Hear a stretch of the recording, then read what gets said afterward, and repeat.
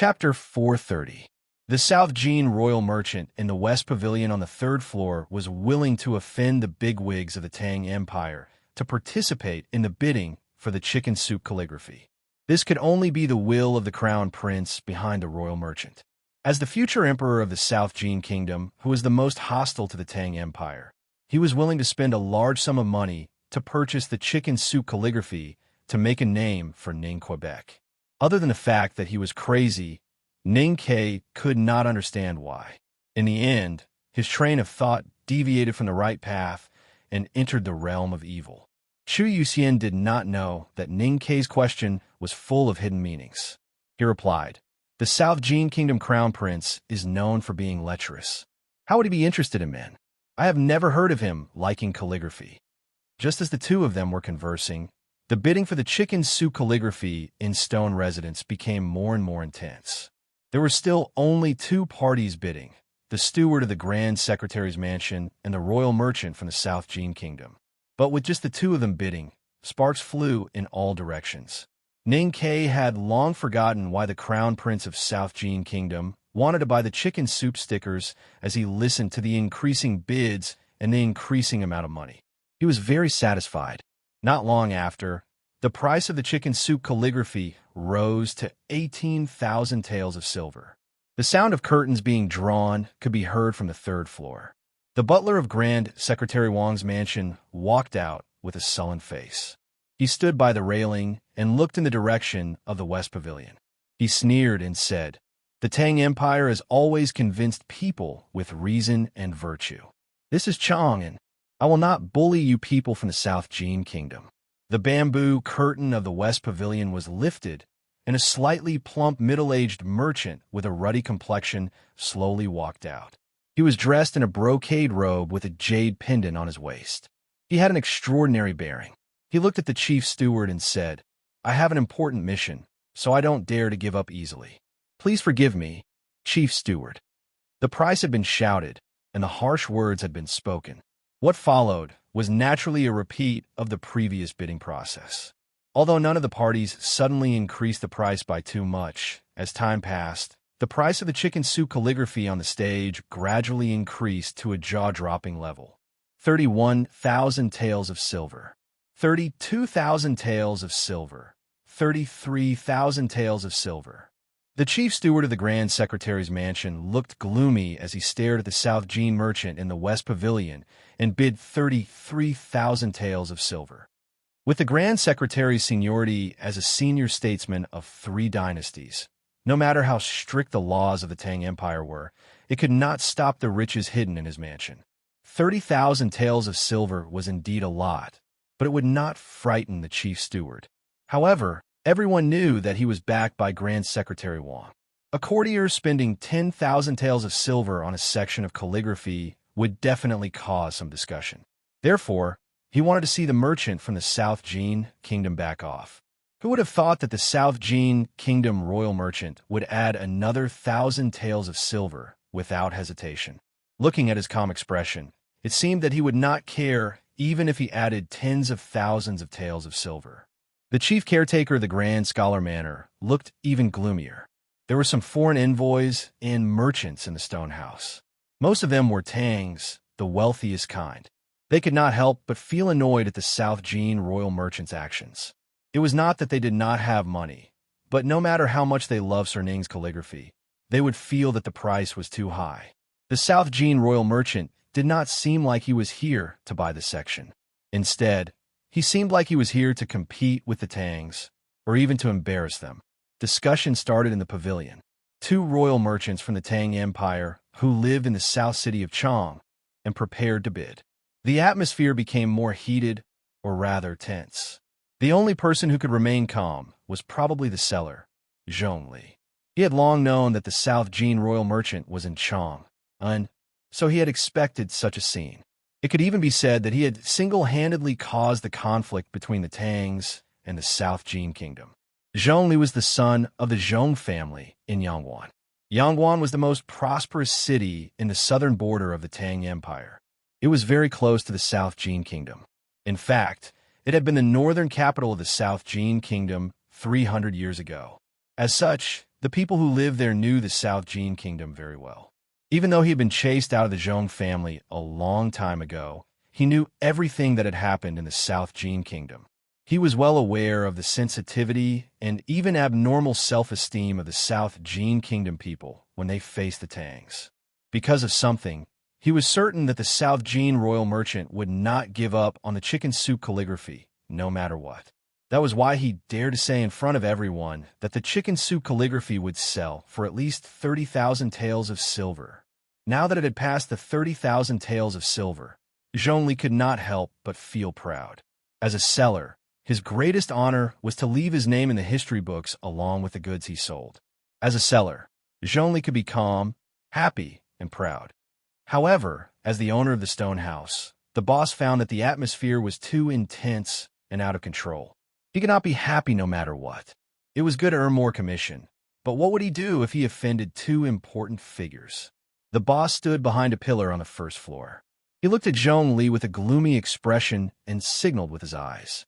Zhongli understood and began to try to reduce the atmosphere.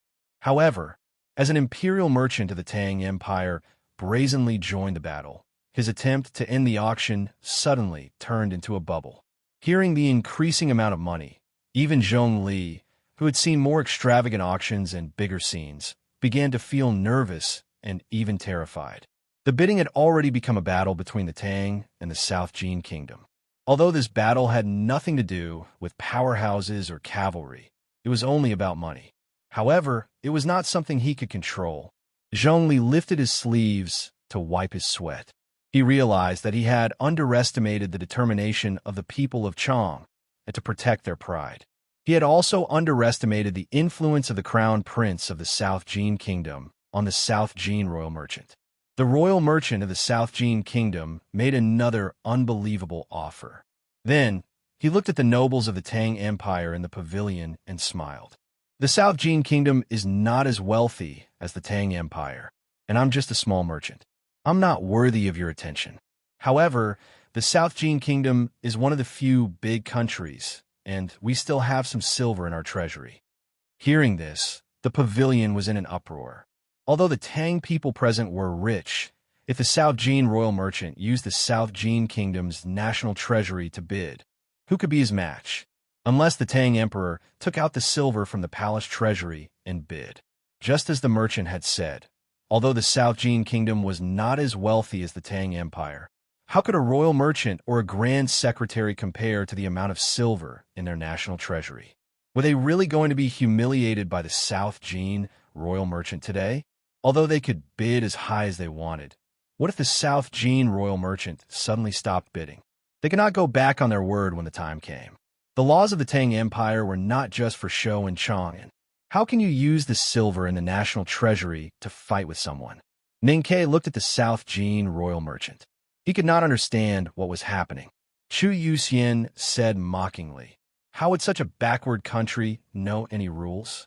Do you think it's like the Tang Empire?" In the eyes of the South Jin emperor and the crown prince, the national treasury is their own accounting room. They can use it however they want. At this moment, a subordinate of the grand secretary hurried to the steward's side and whispered a few words. The steward, who had been silent for a while, turned to look at the South Jin royal merchant in the West Pavilion. He laughed coldly and said, "I was wondering why the South Jin crown prince was so interested in the chicken soup calligraphy. So it's because of the hill master of the Great River Kingdom." The South Jin royal merchant did not deny it. He smiled and said, "That's right. His Highness knows that the hill master loves the chicken soup calligraphy, so he decided to buy it and give it to you." The chief steward looked at the royal merchant from the South Jin Kingdom and suddenly laughed out loud. He said mockingly, "Everyone knows that the hill master is infatuated with Mr. Ninkei of the Tang Empire. That's why she loves the chicken soup calligraphy so much. Does the crown prince expect that the chicken soup calligraphy can replace Mr. Ninkei in the hillmaster's heart? This is ridiculous and ridiculous to the extreme." The South Jin royal merchant's expression changed. The steward did not wait for him to speak.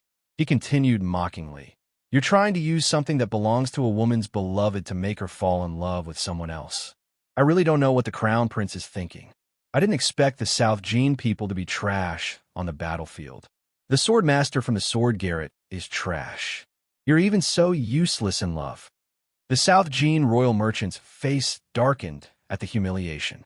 His sleeves trembled and his fists were clenched tightly. However, there was nothing wrong with the steward's words. The South Gene army had never been a match for the Tang cavalry on the battlefield. Lu Qingshan from the Sword Garret had indeed been killed by Ning Ke at the side door of the academy. The story between the calligraphy addict, Mo Shanshan, and Ning Ke had been spread around the world for many days. The royal merchant suppressed his anger and scolded coldly. The bidding for the calligraphy is based on strength. Speak if you have money. Don't talk if you don't. Do you think the Tangs only know how to talk? The moment he said that, the Tangs in the pavilion immediately cursed at him. However, he ignored them and looked at the seller on the stage with a gloomy expression. It seemed like he had made up his mind to use money to pressure the seller. Ning Ke did not expect the South Gene Crown Prince to buy the chicken soup calligraphy at such a high price just to please Shanshan. After a moment of silence, he took out something from his sleeve and handed it to Chu Yuxian. After saying a few words, he lifted the curtain and walked out of the stone house. Chu Yuxian was stunned for a moment. He gripped the item tightly and walked downstairs to find the owner of the stone house. The owner of the stone house recognized him as Old Master Chu's only son and was slightly stunned. He took the seal from Chu Yuxian and glanced at it. His expression changed drastically. This seal was Ning Ke's private seal and rarely appeared on his calligraphy sections. Not many calligraphy appraisers had seen it before. However, the owner had seen it on the back of the chicken soup calligraphy. The owner then realized that Sir Ning had been quietly watching the auction in the pavilion. When he saw Chu Yuxian's private seal, he thought that Sir Ning was expressing his dissatisfaction and anger. He could not help but feel uneasy. Could it be that his judgment of the old brush pen shop's calligraphy sections was wrong? Did the handmaiden really steal it? He heaved a sigh of relief when he heard Chu Yuxian's words. Chu Yuxian gestured for him to bring him to the stage and invited the famous seller to the side. The people in the pavilion noticed the commotion on the stage and gradually stopped their discussions and cursing. The South Gene royal merchant stood by the railing expressionlessly and looked at the stage. He thought that no matter what the Tangs did, the chicken soup calligraphy would definitely be brought back to the South Gene kingdom today. The owner cupped his fists and bowed to the people in the three pavilions. He then cleared his throat and said, "The chicken soup calligraphy is confirmed to be won by room A2 for 33,000 taels of silver." The pavilion was silent because no one had realized what was going on. Then someone reacted and let out a soft cry of confusion. Room A2 was where the steward of Grand Secretary Wang's residence resided. However, the bidding had not ended. Why did the stone house say that the Grand Secretary Wang's residence had won the chicken soup calligraphy? The South Gene royal merchant's face was livid as he looked downstairs. He questioned coldly, "Even if the bidding ended, I was the one who paid the most. Why did the calligraphy go to someone else? Could it be that all the Tang people do business like this? Don't you care about your reputation?" Chu Yuxian recalled what Ning Ke had said before he left. After making sure that he remembered every word correctly, he looked at him and said mockingly, "So what if you have more money? I won't sell it to you, no matter how much money you have. Because Mr. 13 doesn't respect the Crown Prince of South Gene. He actually wrote more than 10,000 words. It seems like energy is really like water in a sponge. There are only a few recommendation votes now. Please squeeze, take a look, and vote. Thank you very much. There's another important matter. Taiwanese readers, please be happy. The Jianye traditional Chinese calligraphy will be sold in bookstores on the 5th of July. I've looked at the cover carefully. I like it very much. There's no problem with it. However, it involves spoilers. Wahaha, welcome to buy it. The more the better. To be continued. If you like this work, please come to Chidian. Come to vote for me. Your support is my greatest motivation. Chapter 431. Ning Ke was the most inconspicuous in the back of the mountain of the academy, but Mr. 13 was the most famous among the people. His name was spread in the military camp at the frontier fortress, and the people in the streets of Chong and we're talking about the slash at the side door of the academy. The people in the stone house might not know Mr. First or Mr. Second, but how could they not know that Mr. 13 was the owner of the old brush pen shop, serene? After Chu Yuxian said those words on the stage, the pavilion was silent for a moment. Then, there was a sudden burst of cheers and shouts of excitement. The South Jean royal merchant gripped the railing tightly, his face pale with anger. He glared at Chu Yuxian and shouted, "Who are you?" Chu Yuxian held his fan with one hand and placed the other on the back of his hand. He bowed to the crowd and said, "I am Chu Yuxian from Dongsheng, Mr. Ning's representative." Then he looked at the West Pavilion on the third floor and at the ugly expression of the South Jean royal merchant.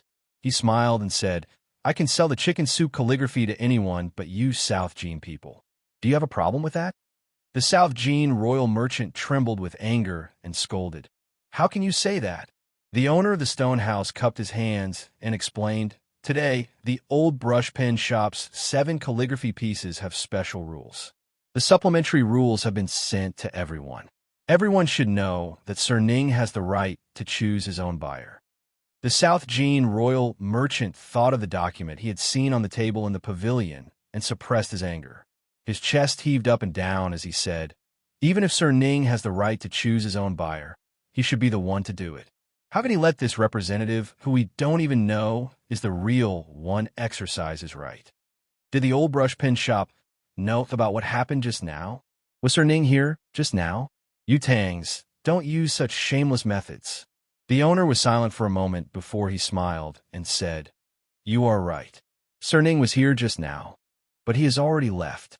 Before he left, he asked Mr. Chu to make the decision." The South Jean royal merchant was stunned. As mentioned earlier, Ning Kei's reputation in Chong and was too resounding. Especially after he killed Lu Yiqing, his position in the hearts of the Tangs was extremely high. Everyone wanted to see his true face. At this time, the high officials and nobles in the pavilion were originally here for his calligraphy. When they heard that he was in the pavilion earlier, they couldn't help but beat their chests and stamp their feet in regret. Someone shouted, and the sound of footsteps rang out in the pavilion. Dozens of people opened the bamboo curtains and rushed down the wooden building, unable to restrain their curiosity and excitement, towards the outside of the courtyard. The chicken soup calligraphy had already belonged to Grand Secretary Wang's residence. The people present could not drink the chicken soup, so of course they wanted to see what the old hen that made the soup looked like. In the blink of an eye, the stone house was empty. The royal merchant of South Jean Kingdom stood by the railing. His expression was extremely ugly, but he had nothing to say. "Honorable Ning, wait a moment. Mr. 13, wait. My master invites you over." People walked out of the courtyard, passed through the green forest, and came to the shore of Willow Lake. Looking at the boat that was getting further and further away from the quiet lake, they waved their arms and shouted for Ning Kei to come back. The boat leisurely moved on the quiet lake. From afar, they could only see a figure dressed in black walking out of the black canopy. He greeted them with his hands folded in front of his chest and then went ashore. Looking at the back of the figure disappearing into the alley beside the Victory House, the people by the lake sighed with regret. There was a rumor in Chong, in city, that the 7 calligraphy sections being auctioned by the stone house were stolen by the little handmaiden of the old brush pen shop. Ning Kei was present today, so naturally, this rumor was denied in some ways. While the auction of the stone house was going on, the little handmaiden Sang Sang was in a quiet study in the backyard of the Ingo Casino in the western city. She was staring at the pile of papers on the table. Since the night at the Spring Breeze Pavilion 2 years ago, the underworld of Chong and city had been under the control of the Fish Dragon Gang. The study of this casino, which used to belong to a big shot in the western city, had become the Fish Dragon Gang's warehouse. The papers on the table looked a little new, and the handwriting on them was neat. They were not outstanding and could not be compared to the calligraphy sections in the old brush pen shop. However, the actual value of these papers was actually quite high. These papers were the title deeds of houses and land. Several old stewards of the casino with deep wrinkles were calculating the title deeds of houses and land. Mr. Chi, the leader of the Fish Dragon Gang, stood aside and stared at them worriedly. The beads on the abacus in the hands of the old stewards moved very fast, making a clicking sound in the quiet room. It sounded crisp and pleasant, but it made Mr. Chi more and more worried. The beads on the abacus were still moving fast, and there was still a long time before the calculation was completed. Sang Sang put down the title deed of the newly built 3-section house on the lakeside and said, 41,462 taels of silver are still missing. Mr. Chi looked at her with a slightly strange expression, thinking that these stewards were the best accounting experts in the casino, but they had not calculated it yet. Where did she get this number? Sang Sang knew what he was thinking, but she did not explain and waited calmly. After some time, the old stewards of the casino finally finished the complicated calculation. The leading steward carefully cleaned up the title deeds of houses and land on the table and respectfully reported, according to the letter of intent a few days ago, the total number is still missing is 41,600 taels of silver. This number was a little different from the number Sang Sang had calculated, but not by much. Mr. Chi looked at Sang Sang in surprise, thinking that it was really amazing that she could only make such a small mistake in mental calculation. Sang Sang knew that her calculation was correct, and those old stewards had calculated the tax rate wrong on a title deed. However, thinking that the difference was not big, she did not point it out. Looking at her expression, Mr. Chi made a gesture to let those stewards of the casino leave, and then said seriously, the price of houses and land at the foot of Yinming Mountain is indeed cheaper than other places in Chang'an City. But if we buy so many houses at once, some greedy guys will always raise the price. Then he shook his head and said, although the brothers in the gang can lower the price, and the Chang and local government has also talked to someone, we can't go too far. If someone reported this to the imperial court, it would be hard for me to explain to second brother Chow when he comes back. So this is probably the final price. It turned out that the title deeds of houses and land on the table were the deeds of the houses by the Yinming Lake. The Yinming Lake had recently been dredged by the Ministry of Works of the Imperial Court, and the accumulated lake mud was still piled up near the sand and stone mountains. It was said that it would not be better until next summer. Because of this, although the scenery of a Yinming Lake at the foot of Yinming Mountain was beautiful, it was still not a good place for people in Chang and who paid attention to the quality of life. The land and housing prices by the Yinming Lake were the cheapest in Chang'an City. Nowadays, most of the houses by the lake were dilapidated old houses, and the occasional new houses were built by ordinary people who were greedy for cheap. Hearing Mr. Chi's words, Sang Sang nodded and said, young master has already predicted that the price will be raised. These days, Mr. Chi had been secretly buying the title deeds of houses and land by the Yinming Lake at Ningke's request. As the leader of the biggest gang in Chang and City, he naturally had countless subordinates to do this for him. But at this time, he still did not understand why Ning Ke wanted to buy these properties. It's good to stroll by the Yinming Lake occasionally. It's not suitable to live there. He frowned and said, even if you want to live there, you don't have to buy all the houses by the lake. No matter how low the price is, it's still a huge sum. Sang Sang said, I don't know why young master wants to buy all the houses by the lake. Maybe he wants to be quiet and doesn't want to be disturbed. Mr. Chi shook his head repeatedly and thought that if he really wanted to be quiet, there would be so many beautiful places in Chang and City to build new houses, and there would be no need to make such a big noise. And it was obviously a losing deal. More than 40,000 taels of silver. Sang Sang looked at the title deeds of houses and land on the table and said to herself, I don't know if it will be enough. Mr. Chi said, I do have some money in my hands, but it's all in the public account. I just manage it for second brother Chow and other brothers, so I can't take it out. Sang Sang nodded and said, thank you, Mr. Chi. Mr. Chi waved his hand to show that it was okay, and then he came up with an idea and said, in fact, as long as Ning Ke enters the palace and says something, it's not a big deal to get more than 40,000 taels of silver. Sang Sang thought about Ning Ke's intention of buying the houses by the Yinming Lake and understood that he definitely did not want to have anything to do with the imperial court. She shook her head and said, let's see what happens in the stone house. There's no need. Ning Ke walked into the room and looked at the title deeds of houses and land on the table. He said, "If the price on the letter of intent will not change, then we have enough money in hand." Mr. Chi sneered and said, "The price we offered is already very generous, and we have already signed the letter of intent. If the owners of the houses by the lake temporarily raise the price, do they really think our brothers of the Fish Dragon Gang are a group of people who believe in Buddhism?" Ning Ke liked Mr. Chi's attitude very much and said, "The money will probably be sent here later. At that time, I'll have to trouble you to sign the contract with the owners of the houses." Mr. Chi was a little surprised and asked, "Whose name?" Ning Ke said, "Second Brother Chao's name first." It was not uncommon for people in Jianghu to entrust their property to their brothers. Mr. Chi said without hesitation, "Okay." Ning Ke said, "Can this matter be kept a secret?" Mr. Chi said, "It depends on how long it takes." Ning Ke calculated the time and said, "This winter at the latest." Mr. Chi said, "No problem."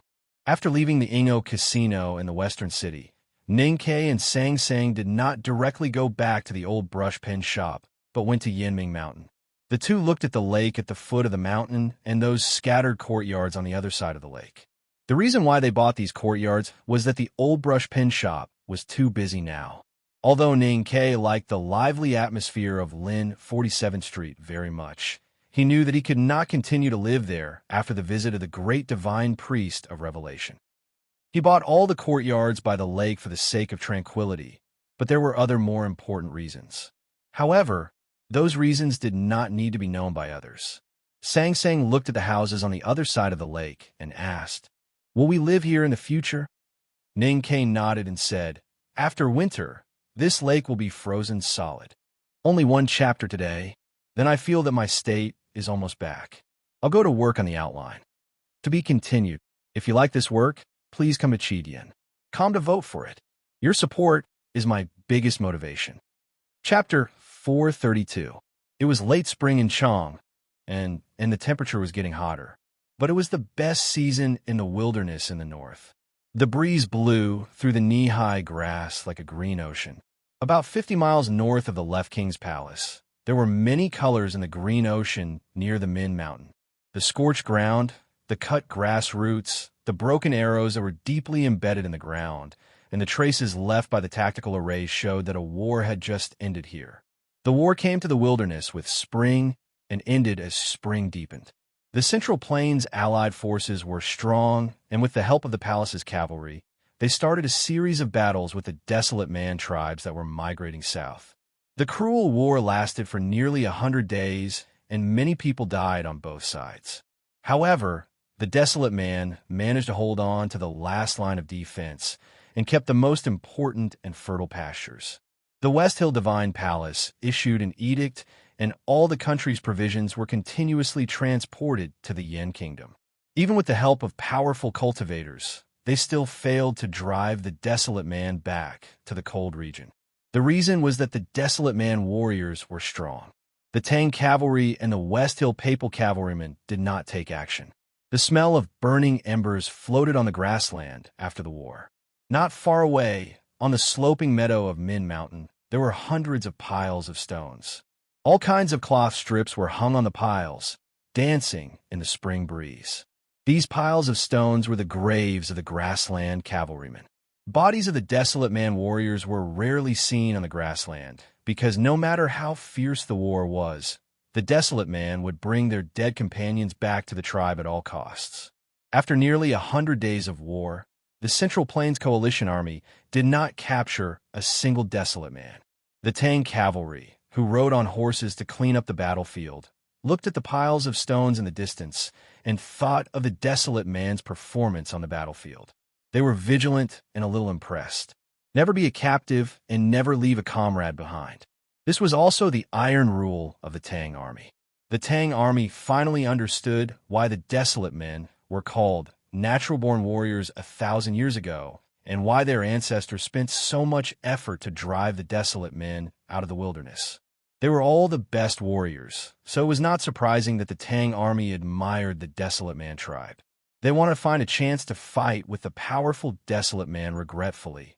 In this bloody and cruel war, the Great Tang's northeast border army was responsible for escorting supplies, suppressing rebellions, maintaining military discipline, and cleaning up the battlefield. It had no chance of entering the main battlefield, because this was the will of the great Tang Emperor, as well as the order of General Xiaohou.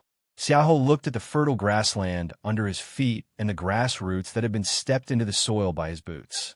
He slowly moved the soles of his boots, and with a soft, sizzling sound, something that looked like oil squeezed out from the side of his boots. In addition to the rotten black soil, there was also a lot of rotten blood. Since the start of the war, the cavalry under his command had yet to face the warriors of the Desolate Man tribe. They had not even seen a single Desolate Man. However, he was not as curious and excited as his subordinates to fight with them, because he was a Desolate Man himself. Looking at the black bloodstains left on the grassland, Xiaohou imagined the last battle a few days ago. He imagined the scene of his clansmen, whom he had not seen for a long time, falling under arrows or flying swords. His indifferent face was expressionless, but his eyebrows slightly twitched. The cavalry of the Tang Empire did not go to the front of the battlefield. This was His Majesty's order, as well as his own thoughts. His Majesty knew of his background, but still let him personally command the war. This meant that he agreed with his thoughts.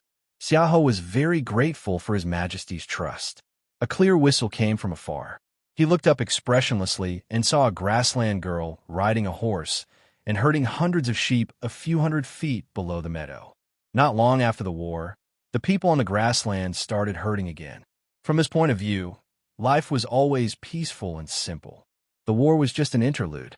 Looking at the grassland girl with rosy cheeks and bright eyes, Xiaohou remembered the scene when he escaped from the front gate many years ago and met his sister again in Hebei County.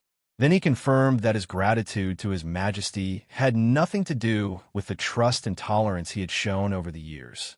He was just grateful that His Majesty treated his sister well. Mr. Ku destroyed the front gate of the Devil's Doctrine with a single sword. Xiaohou went south to the Tang Empire and served in the army for decades. In the end, he became the top general of the Tang Empire. Then he became a distinguished visiting professor of the West Hill Divine Palace. But no one knew that he was a remnant of the Devil's Doctrine and a descendant of the Desolate Man. General Xiaohou seemed to be ruthless and powerful, but in reality, the few important figures in the world who knew his true identity had always tried to use his past identity to threaten and control him. His true identity was like countless spider webs, trapping him in the center of the web. No matter how he struggled, he could not break free. He could only gradually fall silent and then gradually suffocate. The Emperor of the Tang Empire and the hierarch of the West Hill Divine Palace knew where he came from. Both of them were like two indestructible stone walls that had been slowly closing in on each other over the years. Sandwiched between the stone walls, he found it hard to breathe. No matter which side he leaned towards, he would die. He once thought of leaning on both sides of the stone walls. He wanted to be loyal to the Tang Empire and serve the West Hill at the same time. In the past few years, he had indeed done so. But two loyalties could not get along. So in the end, he could only be loyal to himself. He maintained his strength with violence and coldness, and did not lean against the stone walls. Regrettably, there was a limit to a person's strength. He was still very strong now, but he would grow old, get sick, and become weak. However, those two stone walls would never become weak. Moreover, he had killed many people, and those people wanted to kill him very much. So Xiaohou wanted to make himself strong forever. He went to the north of the Hulun Sea and wanted to seize the tomes of Arcane. But in the end, he lost all hope in front of the scholar. When he was truly in despair, he suddenly had a new hope. In front of him, at the end of his rope, there was suddenly a glimmer of hope. That scholar made Xiaohou give up on the idea of being powerful forever, of being insufferably arrogant forever. But he also discovered the possibility of returning safely and not caring about the affairs of the world. Summer is coming. Everything is coming to an end. Xiaohou looked at the grassland in the spring breeze and thought of the coming midsummer. A rare, gentle expression gradually appeared on his cold face. His sister was the empress of the Tang Empire. His sister's name was Summer. The gentle spring breeze blew on the general's gentle face. There was a strong smell of blood in the wind, and then there was a sound of weeding. Not far behind Xiaoho, more than 100 grassland cavalrymen and Yin soldiers knelt on the ground.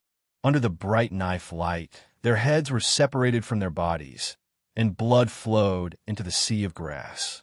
These grassland cavalrymen and Yin soldiers were arrested for rebellion and violation of rules. They were all killed without a trial, just because of General Xiaoho's words.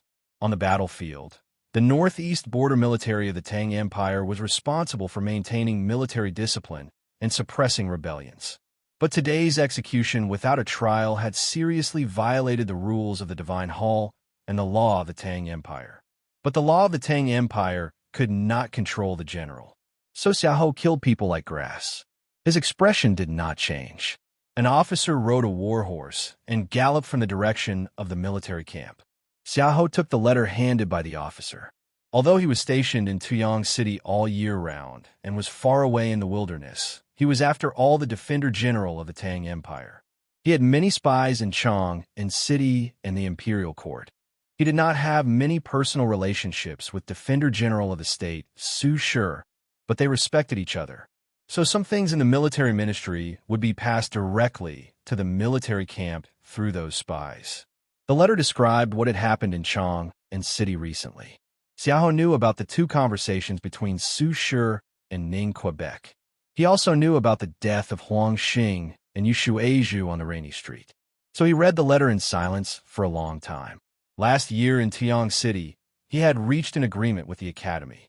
So he did not want to care about the Academy's entry into the human realm and would not be as vigilant as Su Shi. However, the death of Huang Xing and Yushu Aizhu made him vigilant. Huang Xing and Yushu Aizhu were the prince's men and also his men, and they were both involved in that incident. Xiaoho did not understand why Ning Ke was against him. First he killed Lin Ling in the wilderness, then he killed Gu Shi in Tuyang City, and now he killed Huang Xing and Yushu Aizhu. All the people close to him had died one by one under his knife. The imperial court and the academy had agreed to his retirement, but it seemed that this person had a different opinion. Is there really a fish that escaped the net? Xiaoho frowned slightly and shook his head after thinking for a moment. He knew very well that Lin Guanyuan's son was dead, because he had personally examined the body of the white and clean little boy. Then he remembered a saying in Chang and city. The Academy's Ning Ke and Princess Li Yu were close. Was it because of the dragon throne? Xiaoho's expression grew colder and colder. He had already decided to retire, but if someone tried to harm his sister, harm his nephew, or steal the throne that belonged to his nephew, then he would kill the other party at all costs. The executions continued. The heads of the soldiers who violated the rules were cut off and fell on the grassland. The sound of bones scraping could be heard continuously. In the smell of blood, Xiaoho thought about what happened in Chang, and then gradually became murderous. At this moment, a figure suddenly appeared in the blue sky above the grassland. The man jumped down from the sky, whistling through the air, and rushed towards Xiaoho with an incomparably domineering, murderous intent. Xiaoho looked up. In addition to the figure in the sky, there was also the blazing sun. So he narrowed his eyes.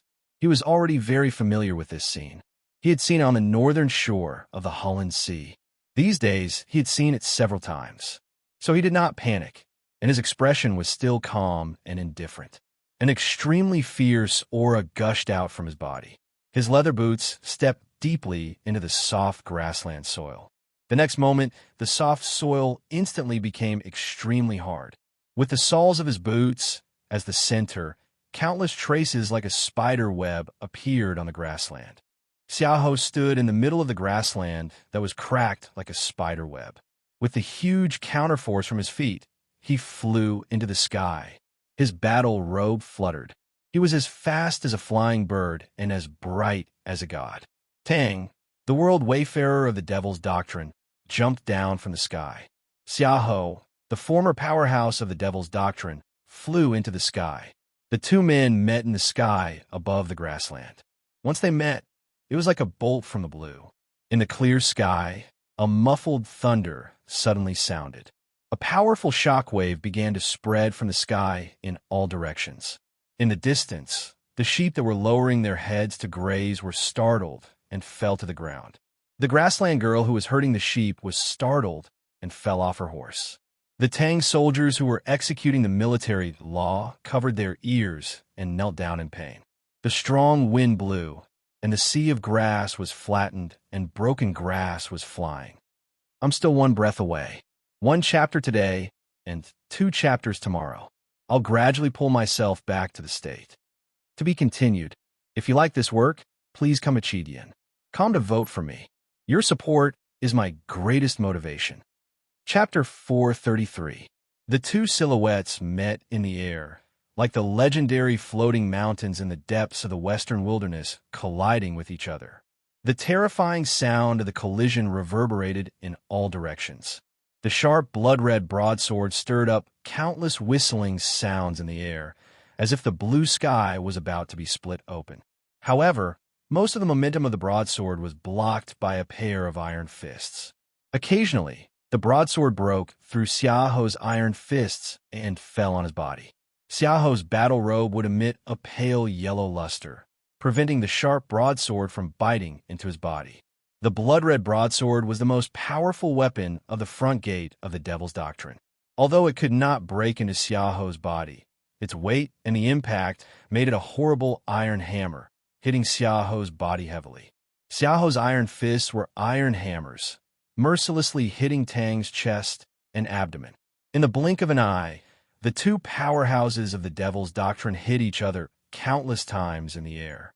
They hit each other countless times. They hit each other countless times. They hit each other countless times. The two floating hills kept hitting each other, separating, and then colliding again. The sound of the collision, like muffled thunder, kept ringing in the sky not far from the grassland. The continuous rumbling of thunder was so close that the sheep lying in the sea of grass, their bodies stiff, instinctively felt the terror of death.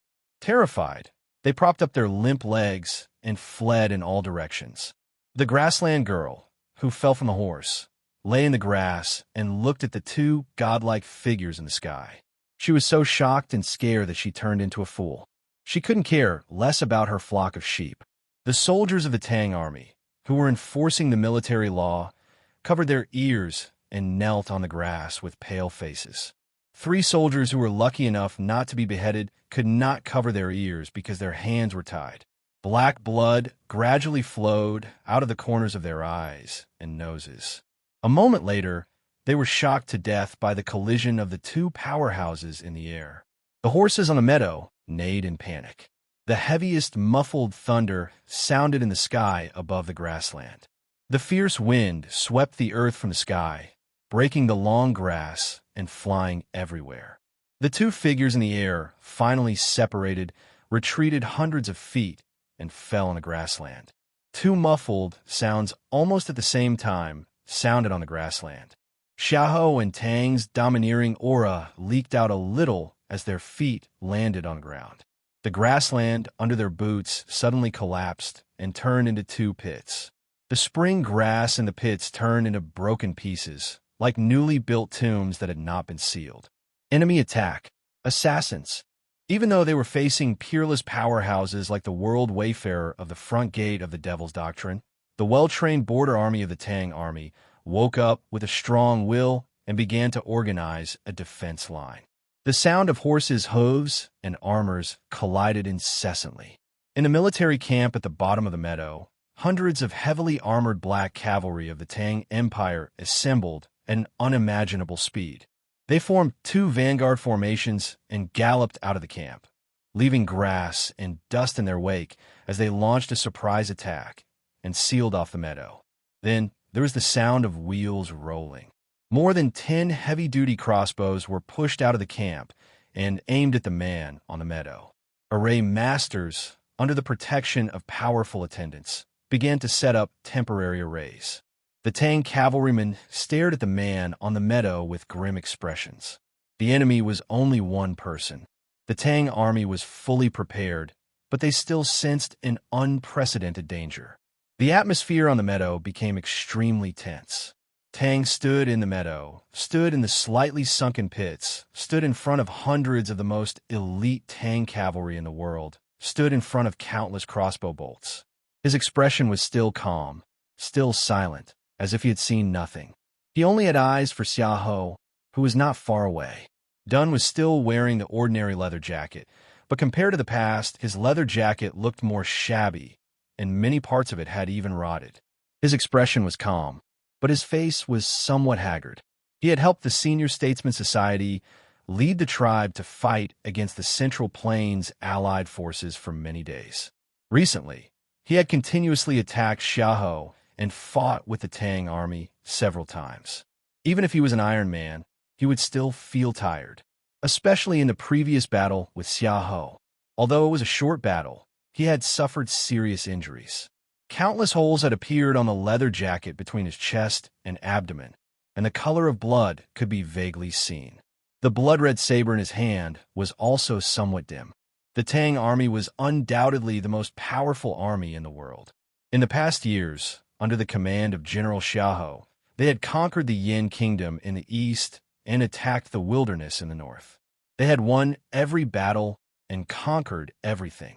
They were extremely proud and confident. However, in front of this person, they could not be proud. The Tang army was not afraid of cultivators, because they thought that no matter how powerful a cultivator was, he was no different from an ordinary person in front of the black armor cavalry and crossbow bolts. But they had never seen a cultivator as powerful as Tang. The commander of the Tang cavalry stared at the man in the leather jacket in the distance and said coldly, "If we can't kill this monster today, how can we still call ourselves the Tang cavalry?" The hundreds of Tang cavalrymen on the meadow heard this, and their expressions suddenly became solemn. They pulled out their padeos from their sheaths and collectively shouted, "Yes, sir." Hundreds of padeos were pulled out from their sheaths at the same time. The sound of the padeos being pulled together became very solemn and even tragic. In the days after the war between the Central Plains Coalition Army and the Desolate Man, the man in the leather jacket on the meadow appeared around the Tang army 7 times. The Tang cavalrymen had surrounded him 7 times, but none of them had succeeded. Instead, this man had killed many of them. He had even succeeded in advancing 3 times, until he was in front of General Xiaohou. If the general was not powerful and invincible, he would have been killed by the man. Ordinary people were not as powerful as cultivators, and ordinary cavalrymen were not as powerful as cultivators. The Tang soldiers could accept this, but they could not accept that they could not even stop the man. They could not accept that, as subordinates, they had to rely on the general to maintain the safety of the camp. For the proud Tang cavalrymen, this was the greatest humiliation. The bleak whistling of the military flute sounded around the meadow. Nearly 800 Tang cavalrymen in heavy armor began to slowly form a formation. The array master with crossbows in the camp also pushed forward dozens of feet. A battle between the world's strongest cavalrymen and the world's strongest cultivators was about to begin. After betraying the front gate, you really became a coward. You only know how to hide in the camp and always let your men die. Tang looked at Xiaohou and said. Xiaohou put his fist to his lips and coughed twice. He stretched out his hand to stop the actions of his subordinates around the meadow. Then he looked up at Tang and said, "My troops did not participate in the war against the tribe. You know very well why. So I don't understand why you have been trying to kill me since last year, even risking your life to kill me." Tang took off his felt hat and threw it at his feet. Then he slowly walked out of the collapse of grass and stopped about 10 feet away from Xiaohou. He said, "Because there are many people in the front gate waiting for you to go back." Xiaohou frowned slightly. His eyebrows, which seemed like they were carved out of iron wire, looked cold and hard once he frowned. There was no one alive in the front gate of the Devil's Doctrine. There were only white skeletons and dead people on the ground. And the people waiting for him to go back were not people, but those unwilling ghosts. Before the front gate was broken by Mr. Ku, your teacher, and I had already left. This has nothing to do with me. You can't blame me for this. But after you went south, you still became a visiting professor of the West Hill Divine Palace. Tang said, "A traitor is a traitor." The ancestors of the Enlightenment doctrine are all waiting for you to go back and apologize. Senior Sister Murong is also waiting for you in the steamer. Hearing the word Murong, Xiaoho's frowned eyebrows gradually dimmed. After a long silence, he said, "It's not that easy to kill me." Tang said, "If I reveal your true identity, who in the world can tolerate you?" Xiaoho said, "It's enough that the West Hill, His Majesty, and the Academy can tolerate me. This means that heaven can tolerate me. As long as heaven can tolerate me, no one in the world will dare to not tolerate me." Tang said, "The Emperor of the Tang Empire can tolerate you because of your military achievements. Maybe he wanted to get rid of you long ago, but he didn't want to have a direct conflict with the West Hill. He didn't have any evidence, so he sent you to the border. The reason why the Academy didn't kill you is that the people in the Academy have long forgotten how to kill." "Maybe what you said makes sense." Xiaoho looked at him expressionlessly and said, "But you are not the Haotian Taoism, the Emperor of the Tang Empire, or the Academy. So you can't kill me. And now, in the whole world, only you want to kill me." Tang said, "Why can't I kill you?" Xiaoho looked at the blood-red giant knife in his hand and the terrible blade that penetrated deep into the ground of the grassland. He said, "Because the divine knife has dimmed in your hands." Tang said, "Your armor has also been broken." The battle robe that Xiaoho was wearing was a new one that he had changed in the morning. At this time, it had already been shredded by Tang's blade, revealing the armor that glowed with a metallic luster. He was the Defender General of the Tang Empire. The armor on his body was personally designed by Professor Huang He of the Academy and supervised by the Academy. It was engraved with complicated talisman lines that could provide him with seemingly endless protection. However, even though it seemed endless, it was not truly endless. Last year in the north of the Hullen Sea, the blood-red giant knife in Tang's hand had left a deep mark on the armor. In recent days of continuous battles, the armor had become much dimmer than in the past, especially near the chest and abdomen. There were even a few cracks, indicating that it would break. This armor wouldn't be able to last much longer. "You have been injured all the time." Xiaoho looked at the fist marks and bloodstains on Tang's chest and abdomen and said, "And you have been seriously injured. If you were in good condition, it would probably take about 4,000 armored black cavalries to trap you. But now you may die in the iron hooves at any time. If you want to kill me, you must be prepared to be killed by me at any time. Only if you can break my legs will your cavalry be able to trap me." Tang said, "But you know it is not easy to break my legs. You tried to do this 3 times in a row, but you did not succeed. You will never succeed." After a short pause, he said, "And you're also constantly getting injured." Xiaoho said, "My injuries are lighter than yours." Tang said, "But you are older than me." Xiaoho said, "We are both disciples of the Enlightenment doctrine. Do you still believe the nonsense of old age and weak health?" Tang said, "Old age does not mean that my body is weak, but my spirit is definitely not as good as it was. For example, you are more afraid of death now than before. Of course, you have been afraid of death since you cooked Murong." Xiaoho was silent. "The older one is, the more easily he is afraid of death. The more cowardly one is, the more easily he is afraid of death. And the more afraid one is, the more easily he will die." Tang looked at him and said, "As long as you do not return to Chang'an, I will always follow you and continue to waste time with you. I want to see you die in front of me with my own eyes." Xiaoho did not say anything else. He turned and walked down the meadow. The flute suddenly sounded, and the hooves around the meadow thundered.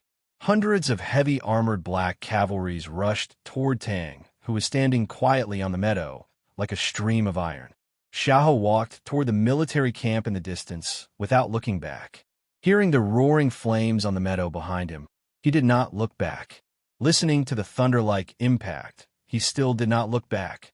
After 3 consecutive attacks and counterattacks, Tang never made a move. He never found a chance to hurt Tang's leg. So Tang would never let himself fall into the vortex of the charge of thousands of cavalries. From the moment he betrayed the Devil's Doctrine, Xiaoho knew that this day would come sooner or later. But he did not expect that the Devil's Doctrine was not responsible for killing the traitor, but the disciple of the 23-year cicada cultivation. He admitted that Tang was right. He was indeed more afraid of death now than before, but he was not worried that he would die in Tang's hands or legs. Because although Tang was one of the most powerful people in the world, he was also afraid. If it was the 23-year cicada cultivation, he had no choice but to escape back to Chang'an. Xiao thought so.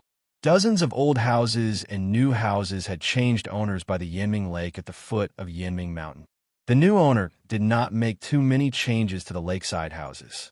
He did not completely demolish and rebuild them, but he still spent a lot of money to renovate and tidy up the lakeside. Hundreds of workers and more than 10 carts gathered by the lakeside and began to remove the lake mud. The gardener invited from the scholar's mansion began to direct the boatmen to plant lotus in the lake. The owners of the old houses who had just moved away heard about what was happening here. They brought the old and the young back to Yinming Lake to see what was happening. Seeing the lake mud being removed by carts, seeing the boats planting lotus in the lake, and thinking about the beautiful scenery next year, they could not help but feel envious. Envy was envy. Perhaps there was some regret, but there was no jealousy or hatred. The people of Chang and had always been praiseworthy in this aspect. Since the new owner had spent money, then the other party should spend money to renovate Yujing. This was all the enjoyment that the other party deserved. The renovation of Yinming Lake was organized by Mr. Chi's Fish Dragon Gang. Ning Ke only asked them to temporarily not change the structure of the house and to plant more lotus. He did not know the specific construction and did not want to participate, so he still lived in the old brush pen shop on Lin 47th Street. Darky specially reminded me that Xiaoho is afraid of water. Ning Ke sat by the well and looked at the quiet and dark well water. He said, "But I don't understand why a powerhouse at the peak state of martial arts would be afraid of water. Maybe Xiaoho deliberately said that to deceive people, so I will not try to drown him. I decided to kill him and then plant him in lotus. There's one more chapter to be continued. If you like this work, please come to Chidian. Come to vote for me. Your support is my greatest motivation." Chapter 434. In late spring, it was getting hot and humid, but the brick-lined well was cool. Ning Ke sat on it and didn't want to leave. He waved the kitchen knife in his hand and talked excitedly. Sang Sang hung the clothes on the line and wiped her wet hands on the apron. Then she walked back to the wall and picked up the pen. After finishing the last piece, she asked, "How do we kill him?" Ning Ke left the well and walked to her. He pointed to something on the wall and said, "First, then kill him." Sang Sang put down the pen and looked back at him with a puzzled expression. The thing on the wall was a wooden figure with a pedestal. Ning Ke carved it himself. Sang Sang painted it with a thick layer of black paint, and there was a small black pot on the head of the wooden figure. To kill a person, you have to hit his body first. That is to say, you have to break his defense first. Ning Ke pointed the kitchen knife at the little wooden figure and said. Then he swung the kitchen knife horizontally and forcefully made a cut on his forearm. A moment later, the white cut on his arm was faintly oozing with blood. After I inherited youngest uncle's mantle and joined the devil, my body has become incredibly strong. As you can see, Xiaoho is a powerhouse of the devil's doctrine. You can imagine how strong his body is. He showed his cut forearm to Sang Sang and explained. Sang Sang scooped up a ladle of cool well water and washed the blood on his arm. Then she took out a handkerchief from her sleeve and wrapped it carefully for him. While she was doing this, Ning Ke continued his analysis. Xiaoho betrayed the devil's doctrine and joined Haotian Taoism. He became a visiting professor of the West Hill Divine Palace. To help him hide his identity, the Divine Hall may have taught him the secret method of martial arts cultivation. It's not maybe, it's certain. He looked at the black paint on the wooden figure and said, Xiaoho can use his psyche power to mobilize the qi of heaven and earth and condense it on the surface of his body. This layer of defense is like the paint on the wooden figure. The most troublesome thing is his armor. Ning Ke knocked the small black pot on the head of the wooden figure with the kitchen knife. The armor of the 4 generals of the Tang Empire was made by the Academy. The one on Xiaoho's body is the same. It was designed by Professor Huang He and made by 4th brother and 6th brother. Although it may not be as powerful as the one on Su Shi's body, it is still very powerful. Armor, protective, genuine chi, and the terrifying physical body of the experts of the Devil's Doctrine. These are 3 layers of protection. They can be used day and night. I think even the primordial 13 arrows can't penetrate them. Sang Sang couldn't understand such a tasteless and uninteresting joke about day and night and 3 layers of protection. She paused for a moment and then thought of the Academy's attitude. She said worriedly, "Assassinating the general of the Empire? Even the Academy will not allow you to do this." Ning Ke said, "When did I say that I would assassinate him?" Sang Sang asked, "Why don't we expose the relationship between Xiaohou and the Devil's Doctrine? I promised eldest brother that I wouldn't tell anyone about Xiaohou's identity." After a short pause, Ning Ke said, "Including his relationship with the Empress." Sang Sang asked in confusion, "But you told me." Ning Ke said, "You are not someone else." Sang Sang nodded and said, "That's true." After a moment, she thought of the calligraphy auction at the stone house and said, "You can't even solve Xiaohou's problem. Why do you have to offend the crown prince of the South Jin Kingdom?" Ning Ke didn't know how to explain it to Sang Sang. He couldn't possibly say it in front of her. At that time, when he heard that the crown prince of the South Jin Kingdom wanted to buy the chicken soup calligraphy to please the calligraphy addict, he felt angry for no reason. "What were cultivators to us in the past?" He changed the topic cleverly. Sang Sang thought of the conversation she had with Ning Ke in the city of Wei as a child. She thought of the burned record of the Tao and said, "Back then, cultivators were immortals in our eyes." Ning Ke said, "Then I am immortal now. We are immortals." Sang Sang laughed happily. Ning Ke said with a smile, "I'm not even afraid of the crown prince of the Tang Empire. Why would I be afraid of the crown prince of the South Jin Kingdom?" Sang Sang reminded him, "The Tang Empire doesn't have a crown prince." Ning Ke's smile faded and he sighed, "This is another troublesome matter." At the back of the mountain of the Academy, by the stream behind the blacksmith's house, under the big water cart, Ning Ke, 4th brother and 6th brother squatted by the stream and stared blankly.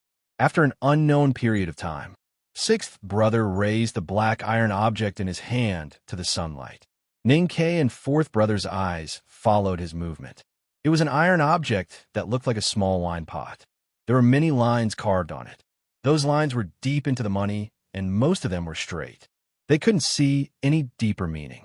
6th brother touched the lines on the small iron pot with his thick fingers and said, "It's uniform enough."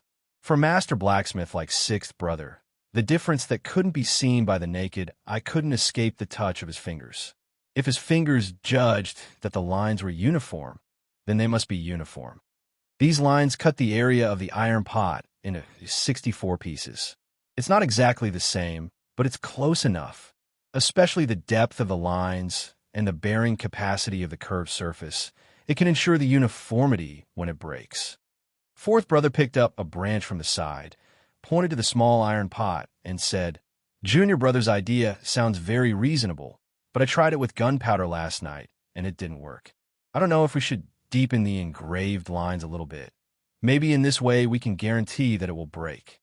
6th brother shook his head and said, "If the lines are deeper, the internal stress of the iron pot will be destroyed and the structure will disperse.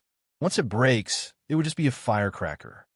Ning Ke hesitated for a moment and asked, "How about we try it with the real thing?" "Really? Maybe it will work." "I think so." 6th brother looked at 4th brother. 4th senior brother nodded. There was a spiral mouth at the top of the small iron pot, which was a perfect art carefully carved by 6th brother. Ning Ke unscrewed the iron pot stopper and said, "Even if it doesn't work, we can sell it as a wine pot." 6th senior fellow apprentice smiled honestly. Ning Ke took out a yellowish fire talisman and stuffed it into the iron pot. Then he tightened the stopper. "How?" 6th brother asked nervously. 4th brother pointed to the clear stream in front of him and said, "Throw it in." Ning Ke was a little nervous. Hearing this, he threw the small iron pot into the stream. "Wait a minute." 6th brother ran back to the iron-making room and carried 2 huge fine iron plates. He erected them by the stream and put them in front of the 3 people. 4th brother said unhappily, "Even if it succeeds, How powerful can it be? Why are you so nervous? Sixth brother said seriously. When youngest brother was developing the talisman arrow, fourth brother thought of the pavilion in the mirror lake that was half collapsed. His expression changed slightly, and he stood behind the fine iron plates. Seeing that everyone was ready, Ninkei closed his eyes, and his psyche power slowly seeped out from his sense of perception. It passed through the iron plates in front of him, through the clear stream, and into the small iron pot at the bottom of the stream. Then it fell on the talisman paper. As the psyche power entered the small iron pot, there was also a pure great spirit. The fire talisman in the small iron pot at the bottom of the stream suddenly burned violently, but it was confined in a very small space. After a moment, a deafening explosion resounded in the stream. Boom! Accompanied by a shrill roar, countless iron pieces shot out. Tock, tock, tock, tock. The sound gradually subsided. After a long time, the three Academy brothers behind the fine iron plates cautiously poked their heads out. Their Academy uniforms had been completely soaked by the stream. Looking at the fragments of the small iron pot that were deeply embedded in the iron plate, thinking that if they didn't have this layer of protection, these iron fragments would have shot through their bodies like arrows. The three of them became abnormally pale, and a lingering fear surged in their hearts. Fourth senior brother, who was usually the calmest, looked at the dead fish floating in the stream and the half-collapsed water wheel in the stream. His voice trembled as he said, "Little junior brother, what are you doing? Tomorrow is Saturday, but we have a holiday, so there is no rest. Have a good weekend. See you tomorrow." To be continued. If you like this work, please come to Chidian.com to vote for me. Your support is my greatest motivation. Chapter 435. The bank of the stream was not blown up, but many fish in the stream were killed. They turned their white bellies and floated on the muddy water. Sixth brother stared at the stream and suddenly said, "This is better than the primordial 13 arrows. Any talisman master can use it, but the manufacturing process is a little more particular. It is difficult for the craftsmen in the Ministry of Works to make it. Moreover, most talisman masters are weak, so it is difficult for them to get close to the city wall on the battlefield. These small iron kettles that can explode are used to attack the city, and they're always successful. If, as you said, there are more talisman masters, and they're all as strong as youngest brother, the Tang army will definitely sweep the world without any scruples." Fourth senior brother murmured. The paleness on his face gradually faded away. His usually calm eyes were still filled with shock, as well as some other extremely complicated emotions. Master Yin, say, really has a unique vision. I always thought that although my junior brother's aptitude in talisman Taoism was excellent, it was not as good as the calligraphy addict. Thinking of the talisman arrow last year, I realized that what Master Yinsei valued most was the fantastic ideas in your mind that were completely not limited by the rules. He suddenly made a deep bow to Ning Quebec. Ning K was startled and hurriedly avoided.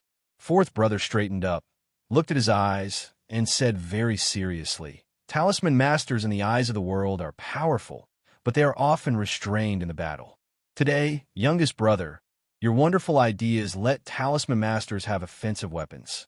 I thank you on behalf of all the talisman masters in the world. Don't tell others about this for the time being. It must be kept secret." Fourth brother murmured, "I have to ask the teacher first. It is too dangerous, too dangerous." There were countless dead fish by the stream, and the water wheel was broken.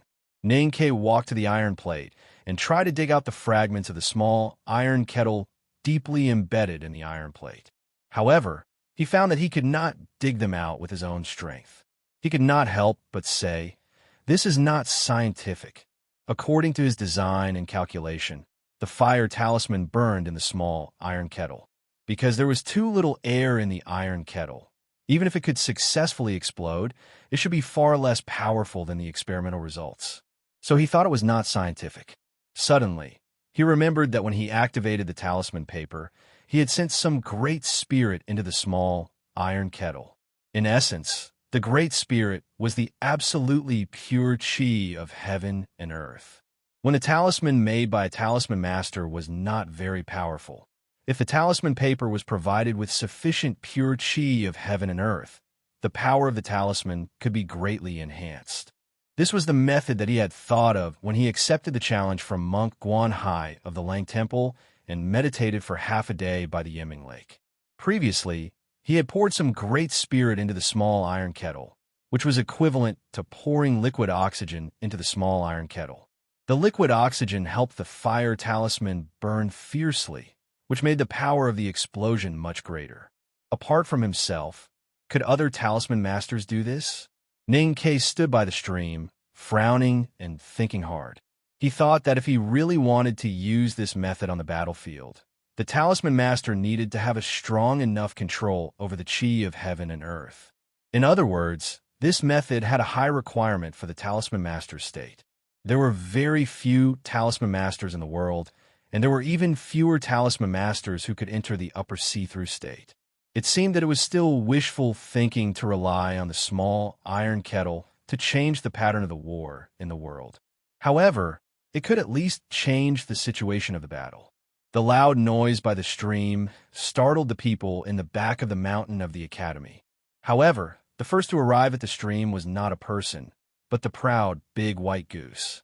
The big white goose looked at the murky stream water and the dead fish floating on the surface. Perhaps it was sad that its pet had been killed. It straightened its neck and squawked at the three people on the other side of the river. It seemed especially angry. Fourth brother and sixth brother walked directly behind Ning Ke and kept silent. Ning Ke thought bitterly, was this the meaning of the dead younger brother, but not the dead senior brother? He did not want to fight with this guy by the stream. This guy looked very strong, and even if he won, there would be no glory. He hurriedly comforted, "Don't be angry, don't be angry. Tomorrow I will buy 2 baskets of fish and pour them into the stream to play with you. Wooden fish, don't be angry. This is a sacrifice that must be made for the progress of science." The big white goose second brother raised was called Wooden Fish. The brothers in the back of the mountain of the academy did not know why second brother gave the big white goose such a name. No one in the academy cultivated Buddhism. According to Seven Sisters' private analysis, it was probably because second brother habitually used the stick on his head to discipline the big white goose, just like knocking on wooden fish. That was why the big white goose was named Wooden Fish. Seventh sister could discuss and guess at will, but the other brothers did not dare to ask second brother for confirmation. After all, the proud big white goose had never shown the sacred beast of the Buddhism sect. It would not resist when people knocked on its head, and it would accept it submissively. For example, at this moment, no matter how Ning Ke comforted it, it was ready to jump over the stream and fight with him. Fortunately, second brother came at this time, and the big white goose sadly shook its butt and left. Eldest brother also came. He looked at the stream for a long time and looked at Ning Ke blankly. He slowly asked. Teacher was taking a nap and was woken up by the noise. He asked me to come and ask what happened. Second brother respectfully said, when teacher and senior brother traveled, the back of the mountain was often like this. It happened after youngest brother entered the academy. Ning Ke thought to himself, why does this sound like a complaint? Fourth brother nodded and said, today's test is the small iron kettle designed by youngest brother. Ning Ke explained the small iron kettle to the 2 senior brothers. Sixth brother took out 2 small iron kettles from the smithy and handed them to the 2 senior brothers. Eldest brother looked at the carved little iron kettle in his hand and praised, using space to suppress the fire and then using the fire to attack space. Using the theory of firecrackers in a talisman battle, youngest brother's design is indeed wonderful and interesting. But everything needs air to burn. Even fire talismans are no exception. This is the reason why fire talismans cannot be used in the depths of the ocean, but I don't know why youngest brother's fire talisman burns so fiercely. Hearing this, Ning Ke immediately admired eldest brother from the bottom of his heart. Only then did he understand why eldest brother was always the head of the academy. The knowledge related to burning was, of course, easy for him, but he did not expect eldest brother to understand it so thoroughly and instantly think of the problem. Eldest brother might be slow in everything, but his thinking was fast. Ning Ke privately told eldest brother about how to use it and the matters related to the Great Spirit. Eldest brother thought for a moment and came to the same conclusion. Cultivators who could use small iron kettles must be able to make more powerful moves than small iron kettles. It seemed that those small iron kettles were the most suitable for Ninkei in his current state. However, eldest brother did not think that Ninkei was doing useless work, or that it was just a trick. He seemed to have guessed Ninkei's intention of making small iron kettles. Eldest brother did not point it out, but just sighed and left the stream. Ninkei stood by the stream and thought for a moment, and then left as well. On the meadow, second brother's little attendant was feeding wolves, horses, geese, and old cattle. The little fellow was responsible for the food and daily life of these guys in the back of the mountain of the academy. In the past, Ninkei fed the big black horse precious food, such as sealwort from sixth brother. Only now did he know that those were all dug up by 11th brother when he tasted the hundreds of grasses and flowers in the back of the mountain. Every time he thought of this, he was very envious of these guys' food and treatment. After talking with the little attendant for a while, Ninkei inquired about second brother's plans in the afternoon and confirmed that second brother would not appear in the pavilion in the middle of the lake in the afternoon. Ninkei played with the big black horse for a while, galloping wildly on the meadow for a while, and then quietly went to the pavilion in the middle of the lake. Seventh sister was sitting in the pavilion in the middle of the lake with her head down to embroider. The lake light shone on her face through the embroidery frame, making her look extraordinarily beautiful. Ninkei sat beside her and said with a smile, "Senior sister, second brother is not in the pavilion. Why do you have to pretend to be elegant and quiet?" Seventh sister raised her head and stared at him fiercely. She said, "When did I pretend?" Ninkei joked, "Didn't you hear the loud noise by the stream?" Seventh sister said, "Do you think I am like a scholar who can be deaf whenever I want? Then why didn't you go to see the fun?" "I don't like to see the fun." "Look, this is what you're doing." "Can you say that again?" "I mean, every time there's fun in the back of the mountain, senior sister is always the first one to arrive. You are really warm-hearted and kind." Seventh sister said sarcastically, "I don't know what strange things you have come up with this time. I don't want to see them. It is more important to guard my pavilion." The pavilion in the middle of the lake was destroyed by Ninkei's talisman arrow last time. Ninkei said, "Speaking of which, I have really found something interesting recently." Seventh sister's eyes were already a little dazzled from embroidery, and she was already a little tired of pretending to be elegant and quiet. Hearing this, her eyes suddenly lit up and she asked, "What is it? From the underworld market?" Ninkei shook his head, took out the house drawing of the Yanming Lake, and put it on the embroidery frame in front of her. He said, "I bought a large house a few days ago." Seventh sister looked at the lake line on the drawing and said, "It is really good to live near the lake." Ninkei said, "This lake is the left eye of the god's stunning array." Seventh sister was slightly stunned. She looked up at him and did not speak. Ninkei pointed to the Yanming Lake on the drawing and said, "I want to use the left eye of the god's stunning array to set up a tactical array in these houses by the lake. But senior sister, you know I'm a little stupid in this aspect. When I asked you to set up a few array flags, you could set them askew. So you are not stupid, but an idiot." Seventh sister corrected him. Ninkei asked, "Senior sister, are you interested?" Seventh sister's eyes were getting brighter and brighter. She had long been attracted by the drawing and did not look at him. She said, "Of course, setting up an array is more interesting than embroidery." Ninkei nervously rubbed his hands and said, "Can it be done in 100 days?"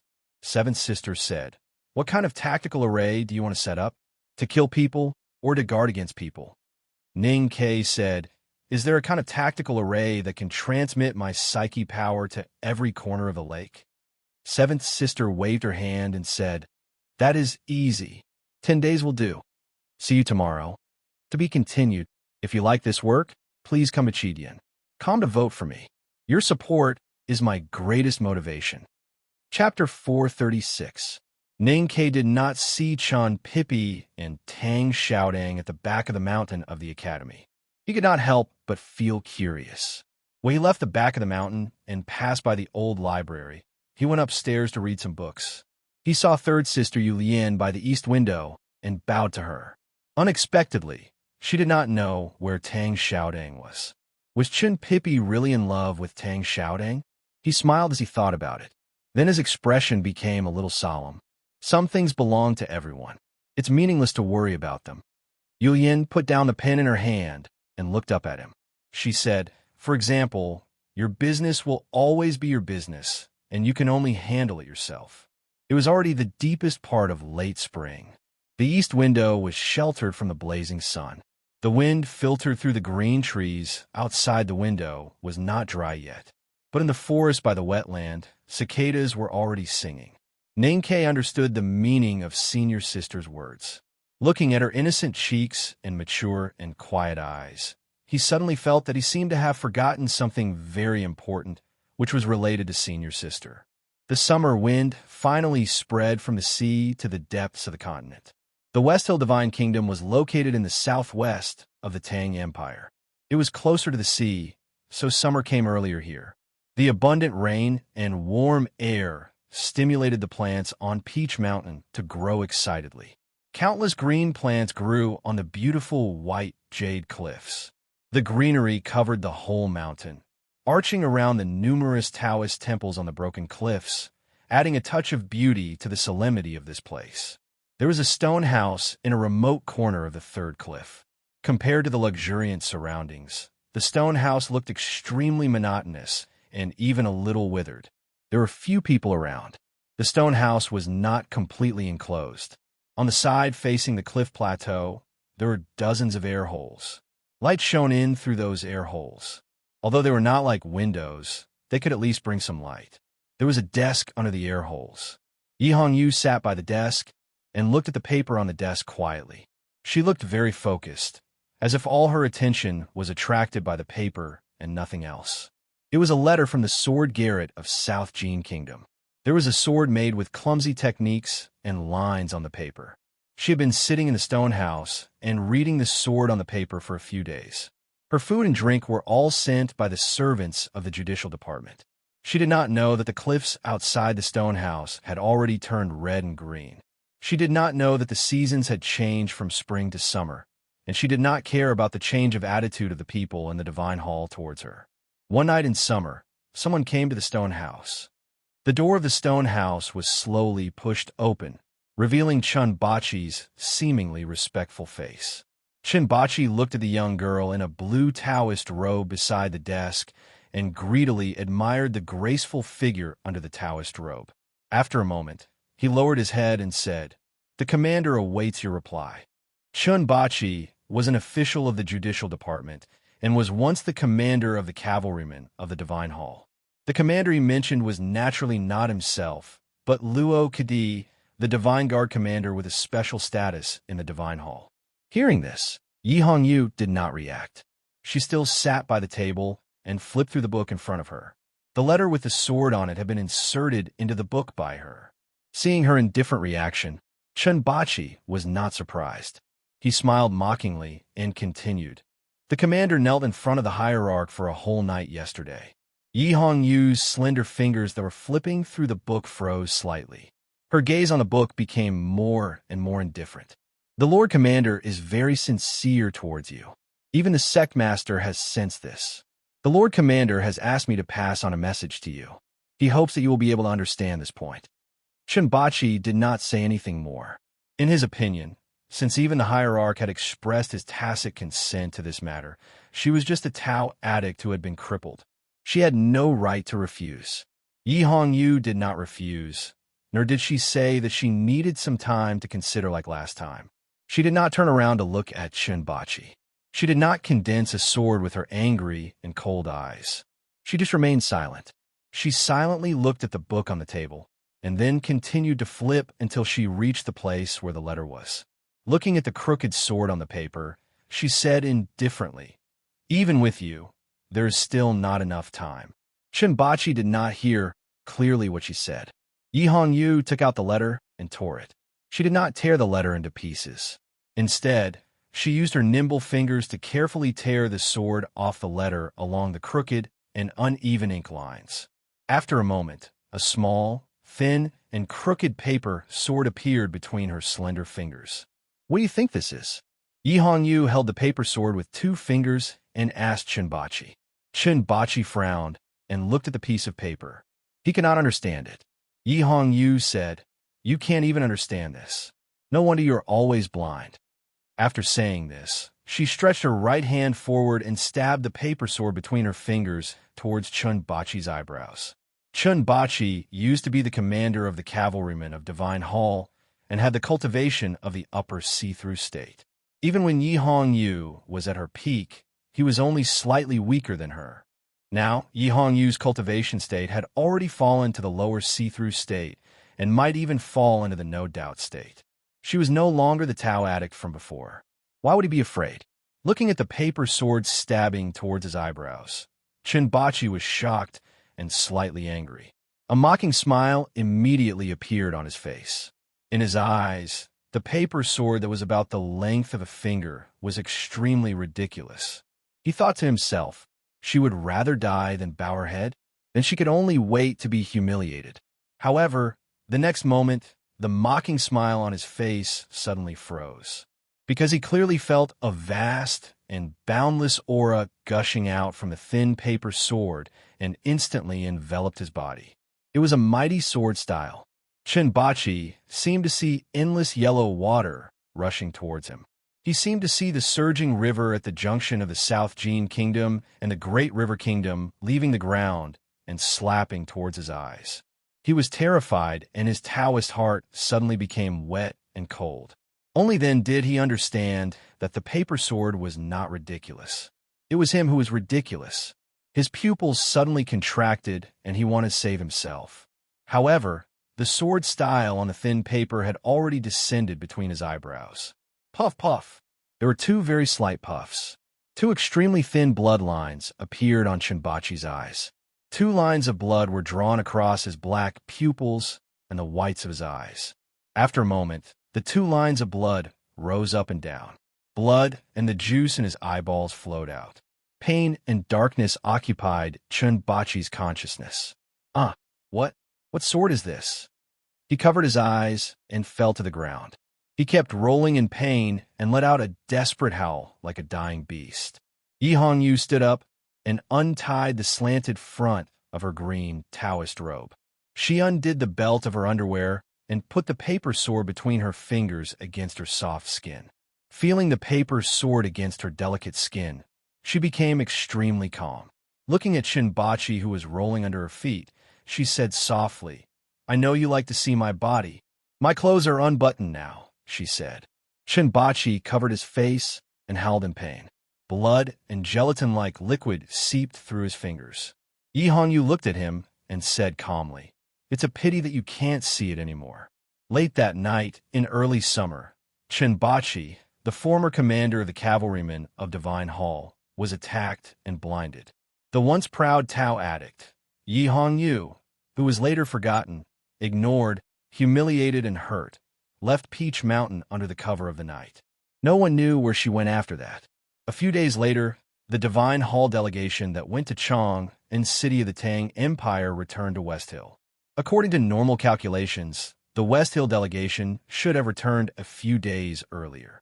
However, for some reason, the delegation took a detour to the South Jin Kingdom and was delayed. The carriage slowly drove on the steep but not dangerous stone path of the West Hill Divine Palace.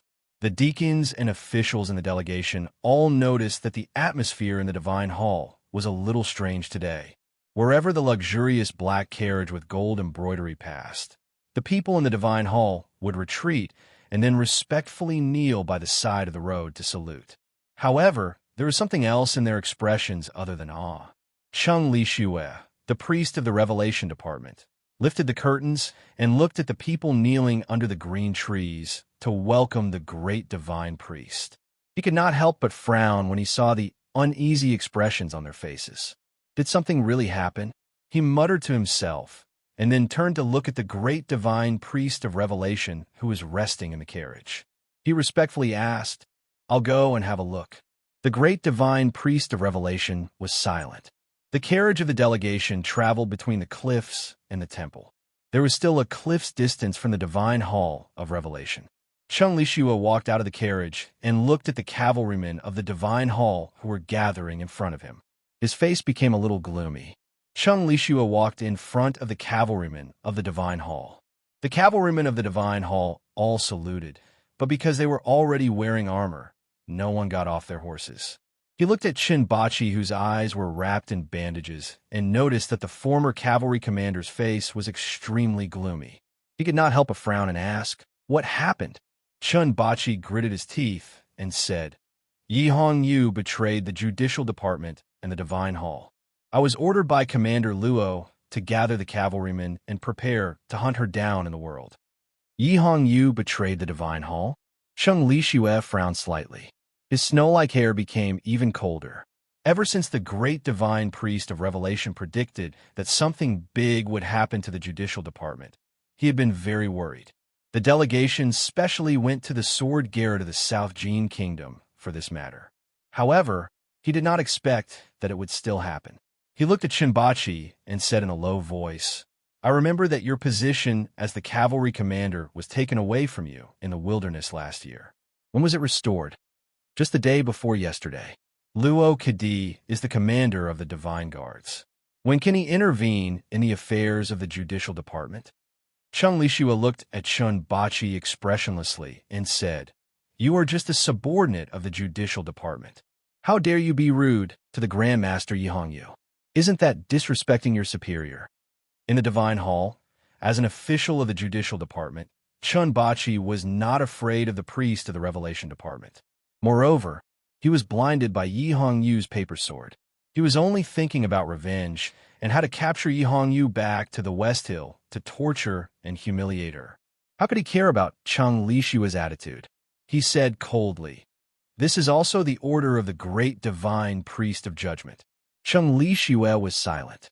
If this was really the order of the great divine priest of judgment, then he could not oppose it. At this moment, the luxurious carriage slowly drove over. An old voice came from the carriage. "The Judicial Department does not represent the Divine Hall. I'm back. There's one more chapter today. To be continued. If you like this work, please come to Chidian. Come to vote for me. Your support is my greatest motivation." Chapter 437. The great divine priest of Revelation was in the carriage. The proud cavalrymen of Divine Hall could no longer sit on their horses. There was no such thing as not wearing armor in front of the great divine priest. They hurriedly dismounted and knelt in front of the carriage. Shinbachi's expression became extremely ugly. With the help of his attendants, he slowly knelt down. Yi Hongyu left the Judicial Department, but it doesn't mean that she betrayed the Divine Hall, because leaving is not betrayal. There was a sigh in the carriage. Chung Lishue felt the great divine priest of Revelation's disappointment and sadness, so he also became angry and sad. His snow-like hair fluttered faster and faster. He looked at Chunbachi, who was kneeling in front of the carriage, expressionlessly, and said coldly, "Go and accept your punishment." Chunbachi suddenly raised his head and looked at Chung Lishue.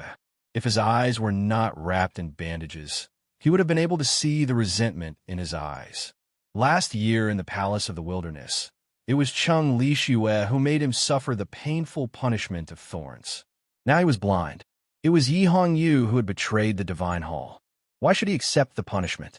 The mountain breeze of early summer blew by the palace on the cliff and lifted the curtain of the carriage, revealing an old hand.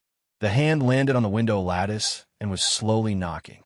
It was the hand of the great divine priest of Revelation. The cavalrymen and deacons of Divine Hall lowered their heads and did not dare to look at the hand. Chunbachi could not see it, so he still looked over there with a resentful expression. The old hand slowly knocked on the window. A faint aura shrouded the scene. When the people beside the carriage heard the light, knocking sound, a strange and terrifying feeling welled up in their hearts. Someone saw Chunbachi's face and almost fell to the ground in horror. Chunbachi didn't feel or see anything, so he still looked resentful and even tried to defend himself. However, he opened his mouth but could not speak. He reached out to touch his mouth and found that his fingers touched something slightly wet and sticky. Then he felt something sweet in his mouth. Only then did he realize what had happened. The resentful expression on his face suddenly turned into incomparable horror and despair. His tongue was gone. There was only blood and minced meat in his mouth. Seeing Chun Bachi's mouth dripping with pus and blood, the crowd was terrified. Someone could not help but exclaim. Several cavalrymen of Divine Hall subconsciously wanted to step forward, but suddenly realized that this must be the punishment of the great divine priest in the carriage. They trembled and stopped. The voice of the great divine priest of Revelation rang in the carriage again. You shouldn't have spoken. Can't talk. But you have to pass the message on behalf of someone else. Then don't talk anymore.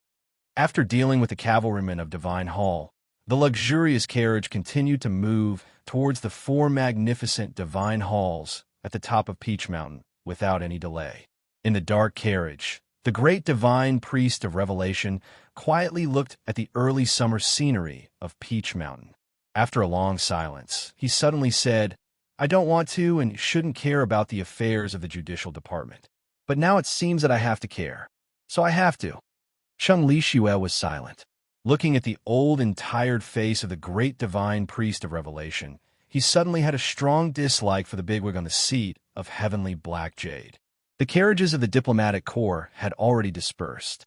Only the black gold carriage of the great divine priest of Revelation was left.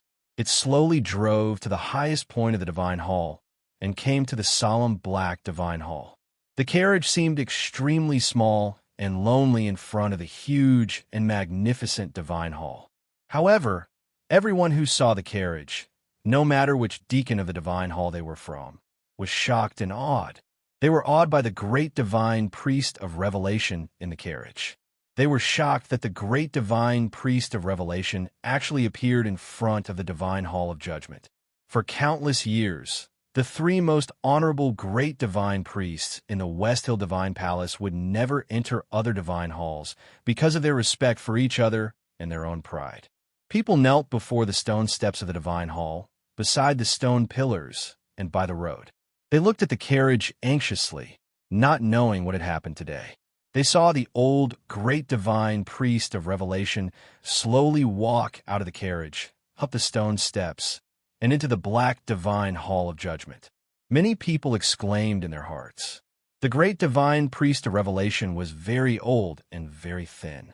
However, when he walked into the divine hall of judgment, he seemed very tall, as if he was about to touch the top of the divine hall of judgment. He walked on a flat stone ground, and all the people of the judicial department knelt down to greet him. No matter what the arrival of the great divine priest of Revelation meant to the judicial department, no one except the great divine priest of judgment was qualified to express their emotions. The great divine priest of Revelation walked into the divine hall of judgment and stood in front of the empty and monotonous hall. Looking at the bead curtain in the distance, he stopped and did not move forward. He came to talk to someone, so he wanted to walk into the divine hall of judgment. However, if he continued to walk into the divine hall, the bad-tempered guy behind the bead curtain would definitely think that he was looking for a fight. The great divine priest of West Hill was also a human being, and a human being must have emotions. The great divine priest of Revelation looked at the figure on the seat of heavenly black jade in the distance and said, I went to the South Gene Kingdom and brought back someone's ashes. The bead curtain in the depths of the divine hall moved without any wind, vaguely revealing the seat of heavenly black jade. The great divine priest of judgment held his chin in his hand and looked down without saying anything. The great divine priest of Revelation shook his head and said, You shouldn't do these things. The great divine priest of judgment still did not look up and said indifferently, So what? Under Hao Yin and above the seat of heavenly God, do I still need to lower my head to Lu Bai? After a long silence, the great divine priest of Revelation said, Before senior brother of light left, you did not need to lower your head. But after he left, you could only sit on the seat of heavenly black jade. Your head was originally lowered. The great divine priest of light's escape from the secluded pavilion caused a great shock in the West Hill Divine Palace. Few people knew that this old man, who was known as the strongest divine priest of light in hundreds of years, had pushed down the confinement built by the great divine priest of judgment with his natal divine power. But almost no one knew that the old man had pushed down the confinement and brought great harm to the great divine priest of judgment. After such a long time, the great divine priest of judgment still could not leave the seat of heavenly black jade. The great divine priest of revelation naturally knew. That was why he said that. The great divine priest of judgment sat on the seat of heavenly black jade that seemed to be condensed from the blood of thousands of people. He supported his chin with his hand and seemed to be thinking, but his violent and powerful head was indeed lowered. He slowly raised his head, and his deep eyes were full of indifference and violence.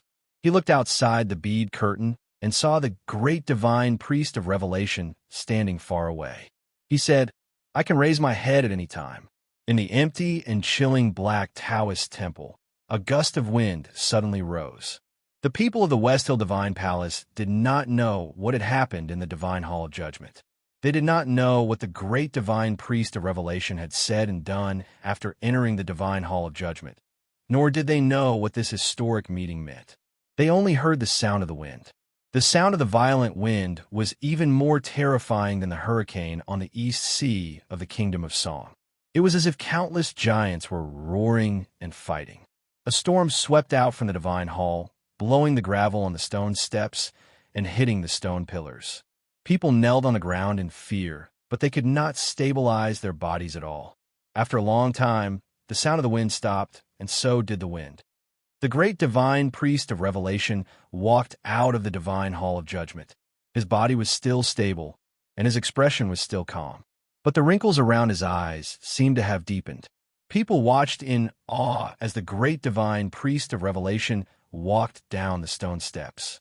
They found that he did not enter the carriage, but walked to the highest point of Peach Mountain, the holiest white Taoist temple. They were shocked and guessed. The great divine priest of revelation left the Divine Hall of Judgment. He did not return to his own Divine Hall. Instead, he walked to the place where Hao-Yin Taoism was supreme in the world. The highest and holiest white Taoist temple belonged to the hierarch of the West Hill Divine Palace. People did not know why the great divine priest of revelation went to see the great divine priest of judgment first, and then the hierarch lord. Similarly, they could not see with their own eyes what happened in the sacred white temple. All they heard was countless thunders coming from the white temple and resounding throughout the entire Peach Mountain. There was a light curtain in the deepest part of the white divine hall. The light curtain was composed of the purest Hao-Yin divine flame. It contained unimaginable power and pressure. The light curtain represented Hao-Yin's rule over the world. A figure landed on this holy screen of divine radiance. The figure on the light curtain was extremely tall. It was as if his feet were on the earth, and his head was above the blue sky, forcibly separating heaven and earth. Every word the figure said was like a bolt of lightning.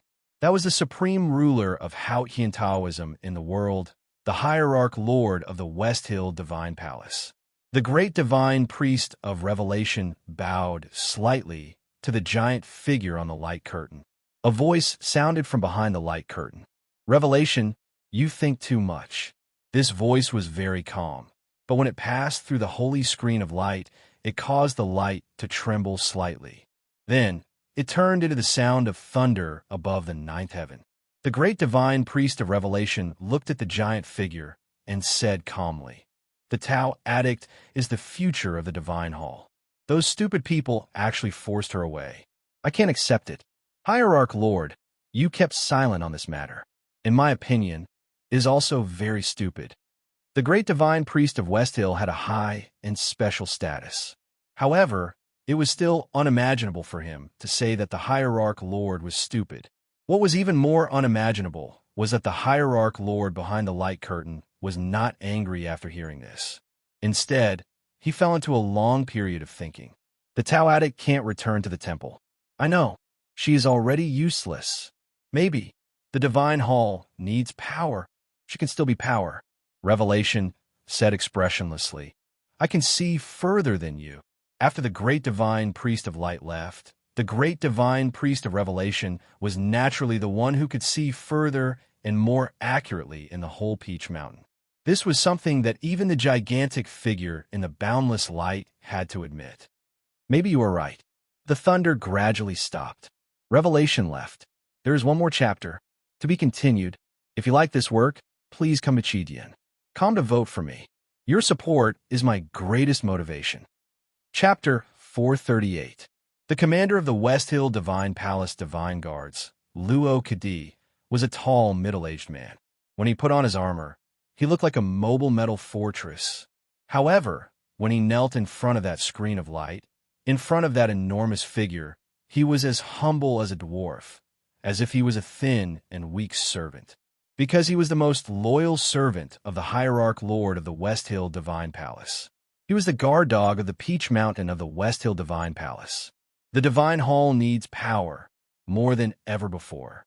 Since the red fish has left, you'll be responsible for taking her back. If she no longer has any power, then I'll allow you to kill her for the dignity of the Divine Hall. Afterwards, you'll have to find some other kind of power. The hierarch lord stood in the light and said calmly. Luo Kadi kowtowed like a collapsing mountain. The great divine priest of revelation returned to his throne. He gently stroked the throne made of sunflower vines with his old palms and looked at the hundreds of deacons and officials of the revelation department kneeling on the ground of the divine hall. The wrinkles on his face were as deep as the cracks on the cliffs of Peach Mountain. Chung Lishue waved his hand to dismiss the people who came to greet the great divine priest. Then he walked to the great divine priest and said in a low voice, "It has happened after all." The great divine priest of revelation said, "This is not the big event that I have predicted." Chung Lishue was shocked and speechless. If the Tao Addict's betrayal of the Peach Mountain was not a big event, then what was the big event that the great divine priest predicted would happen to the judicial department? That really big event has not happened yet. The great divine priest of revelation said tiredly, "All the fates in the world are predetermined by Hao Yin." The wheel of fate in the Buddhism sect actually means the same thing. What should happen is destined to happen, but it will happen later.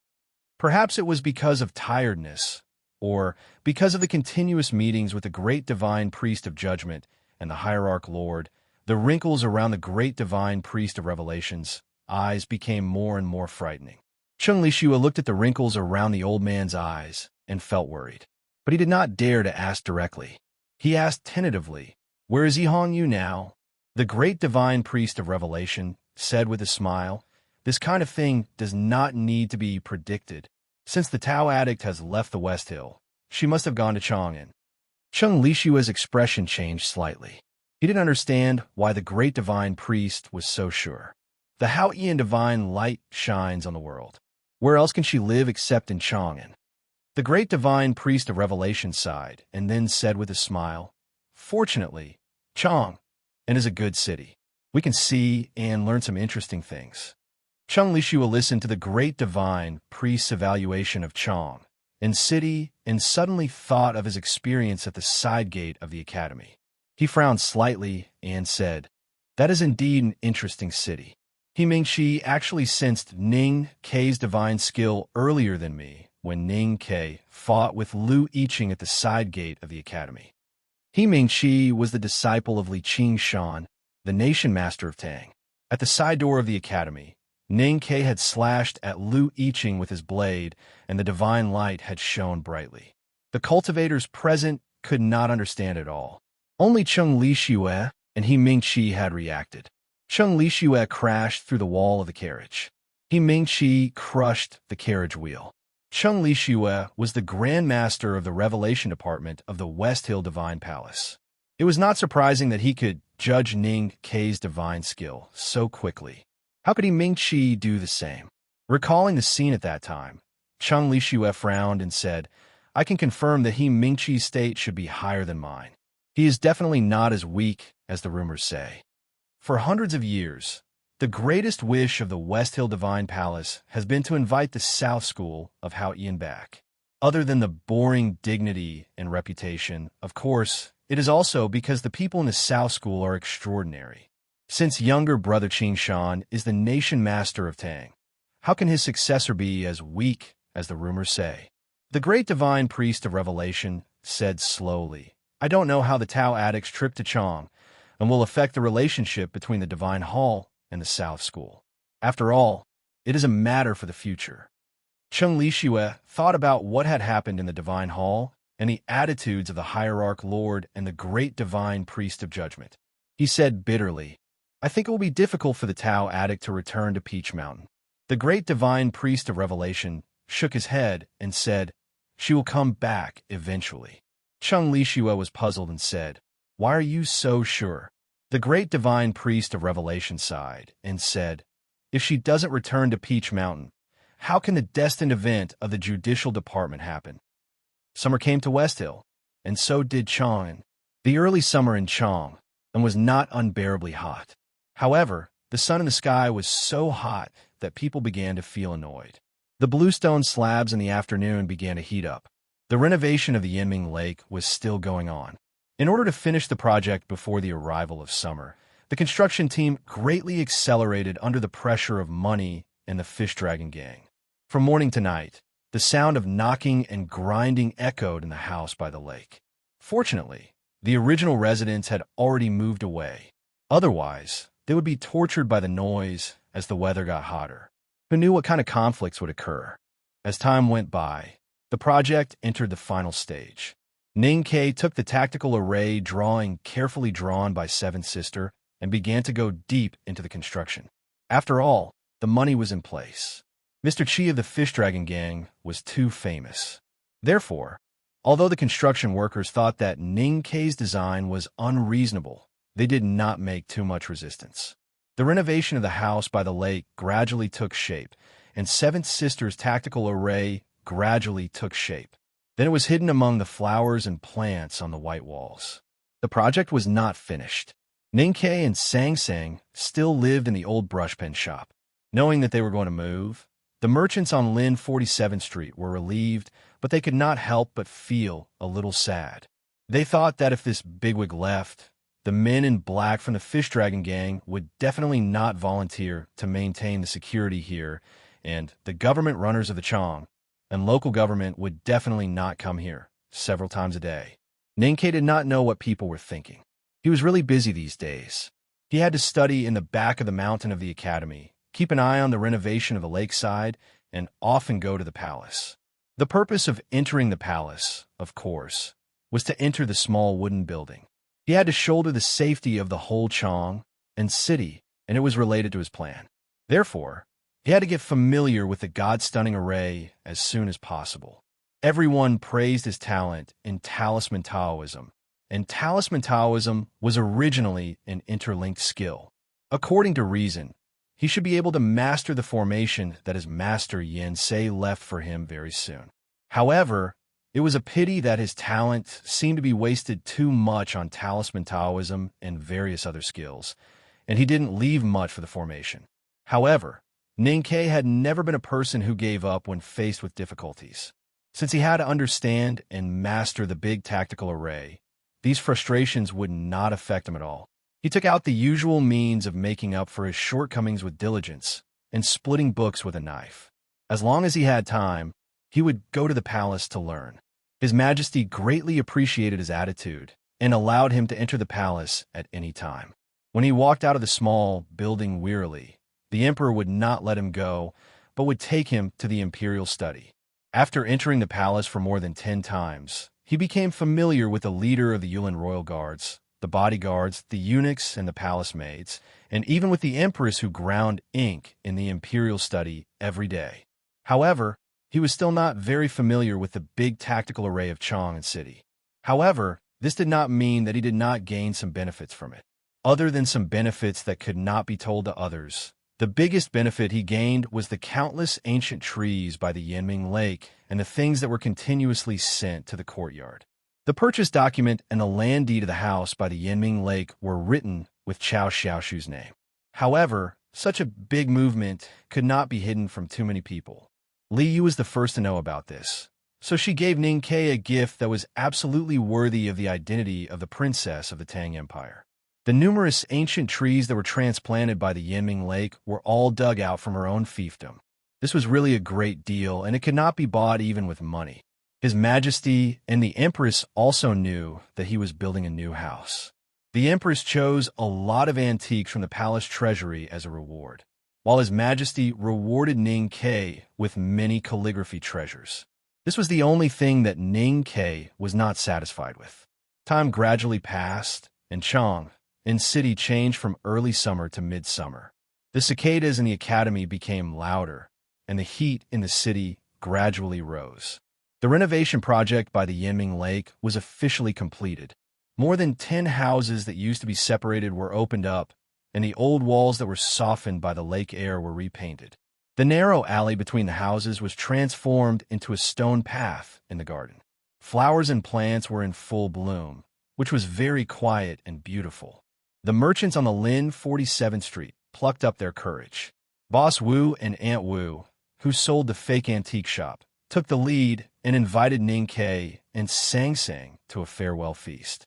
Their time on the Lin 47th Street was finally over. That night, Ning Ke and Sang Sang moved to the house by the Yinming Lake. All the furniture had been bought by the brothers of the Fish Dragon Gang, so Sang Sang did not have a headache about how to fill such a large yard.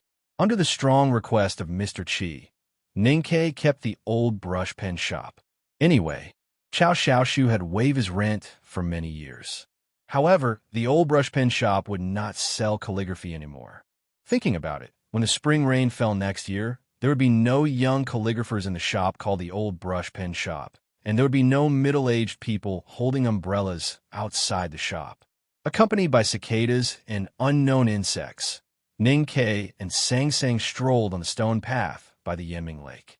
The beautiful houses behind them were their new homes. Countless ancient trees by the lake made the stone path and the houses extremely quiet. The lake wind passed through them, and the temperature seemed to be a lot lower, compared with the stuffy heat in the streets of Chang, and it was a completely different world. Sang Sang thought of the picture of Ning Ke lying on the bamboo chair outside the back door in the summer 2 years ago, constantly soaking himself with well water and chatting with the neighbors. She could not help but feel that it was a lifetime ago. I never thought that we could live in such a big house. When they lived in a cave in Min Mountain, they lived in a tree house, and they lived in a small courtyard in the city of Wei. They had imagined for many times what kind of big house they would live in when they were rich. Now, when they strolled in their own big house by the lake, they realized how shabby their imagination was. "It's good, isn't it?" Ning Ke asked. Sang Sang nodded and said, "It's better than very good." Fuck, there's one more chapter. To be continued. If you like this work, please come Chidian. Come to vote for it. Your support is my greatest motivation. Chapter 439. Standing by the lake. Ning Ke looked back and saw towering green trees, white walls, and black eaves. It was a noble scene. Thinking that this was his home, he could not help but sigh like Sang Sang. He said with great satisfaction, "We will live in a bigger house in the future." Sang Sang was a little surprised. She looked up and said, "Bigger houses than here can only be the Princess Mansion and the Imperial Palace." Ning Ke reached out and took her into his arms. He rubbed her head and said, "We often go to the Princess Mansion and the Imperial Palace. If we really want to live there in the future, I will ask His Majesty." Sang Sang leaned against his chest and laughed happily. The light that leaked through the green leaves of the ancient trees suddenly became much lighter. Ning Ke looked up at the sky and saw a few large clouds floating in the sky above the treetops, blocking the blazing sun. He pushed Sang Sang away and said, "Let's go boating." The little handmaiden was not too uncomfortable with the completely different treatment. She said, "Oh," and walked to the newly built simple mooring on the lakeshore. The wooden stack, which was about a few feet long, extended to the Yinming Lake. There were 2 boats moored in front of the stack. There were oars at the stern and a canopy on the boat. They were very new, which was bought by Ning Quebec. The wooden oars cut through the white clouds and the blue sky on the lake surface. The lake waves gradually rose and swayed to the distance, disturbing the water plants in the clear water and startling the fish in the water plants. The boats left the pier and sailed to the center of the lake. There was a lotus field in the middle of Yiming Lake. Ning Ke was half lying on a bough with his unbuttoned shirt collar. He lay in the shadow of the canopy and smelled the faint lotus fragrance in the wind. He closed his eyes comfortably. Sang Sang stood at the stern and slowly rowed the oars. "You should also close your eyes and feel it," Ning Ke said. Sang Sang put down the oars in her hands and walked into the canopy. She leaned against him and closed her eyes. Her sparse eyelashes gently blinked, and her yellowish hair trembled in the lake wind. "What do you feel?" "The wind on the lake is very cool. I'm asking about the aura of heaven and earth. It seems a little stronger than on the shore." Sang Sang opened her eyes and looked at the lotus field not far away. Her thin brows furrowed. Ning Ke took out the map from his arms and pointed at the Yinming Lake, which was about the size of a fingernail. He said, "This lake is the left branch of Chong and City. The imperial court dredged this lake last year. Nominally, the Ministry of Works responded to the request of the Chong and local government, but in fact it was the daily maintenance of the God-stunning array by the Imperial Center Administration." Sang Sang was puzzled and asked, "Then will the imperial court agree to buy the house by the lake? I'm in charge of the array in Chong and City, not to mention this lake." Ning Ke continued, "The reason why I sold everything I had to buy the lakeside house was because of this lake. The big tactical array in Chong and City has never been activated, but it has been operating slowly. Yinming Lake, as the left eye of Qi, naturally needs to gather some Qi of heaven and earth. Although the self-uniform power of heaven and earth is too strong, the concentration here cannot be too special, but it is good for cultivation." Sang Sang nodded, not really understanding. "The most important thing is if I can really control the big tactical array in Chong and City, I can connect the tactical array designed by Seventh Sister for us with the God-stunning array." Ning Ke said, "At that time, I don't need to activate the God-stunning array to startle the world. I also have enough ability to borrow the power of Chong and City and plant a lotus on someone." Sang Sang thought for a moment and said, "It sounds very difficult." Ning Ke thought about the learning in the palace these days and said bitterly, "It's more difficult than very difficult." Sang Sang said, "Young master, I believe you can definitely do it." "I hope so, but there's not much time." Ning Ke looked at the lotus field not far away and thought that the green lotus leaves would all turn into withered yellow leaves in autumn, and that person would also return to Chang'an. He could not help but fall silent. "Let's go to the lotus field over there," he said. Sang Sang stood up from beside him, walked to the stern, and rowed again. "Let's row." Ning Ke's song sounded on the boat on the lake. Yinming Lake was a public forest land owned by the government and was not allowed to be sold. It was impossible for it to become Ning Ke's private property. However, he had bought all the houses by the lake. The imperial court would not take it too seriously because of his status. Yinming Mountain on the south bank was not famous, and there were very few tourists. Therefore, Yinming Lake was in fact the private lake of his house. There was only one boat floating on the beautiful lake. Sealing up such a beautiful scenery and turning it into a private garden that could only be enjoyed by themselves would cut off the opportunity for the people of Chong and to get close to it. Of course, it would seem a little unkind and even morally questionable. However, Ning Ke and his handmaiden were originally nouveau riches and had never been kind people, so they did not care much about moral issues. The lotus field in the middle of the lake was planted by people hired by Ning Quebec. After these days, the lotus leaves were already lush and the flowers were in full bloom after being nourished by the lake mud. Sang Sang moved the oars, and the boat slowly sailed into the lotus field. As far as the eye could see, besides the green lotus leaves and pink lotus flowers, nothing else could be seen.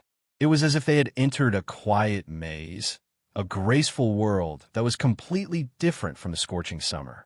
The round green lotus leaves were like cattail leaf fans lying on the surface of the water. They stretched out in midair and touched the walls of the boat from time to time, making a rustling sound. The lotus flowers were in full bloom by the side of the boat. The pink, white, soft, and smooth petals were so close to the two that they could even clearly smell a faint fragrance. Ning Ke leaned on the bow of the boat and looked at the lotus leaves that brushed past him. He held a cattail leaf fan in his hand and waved it gently.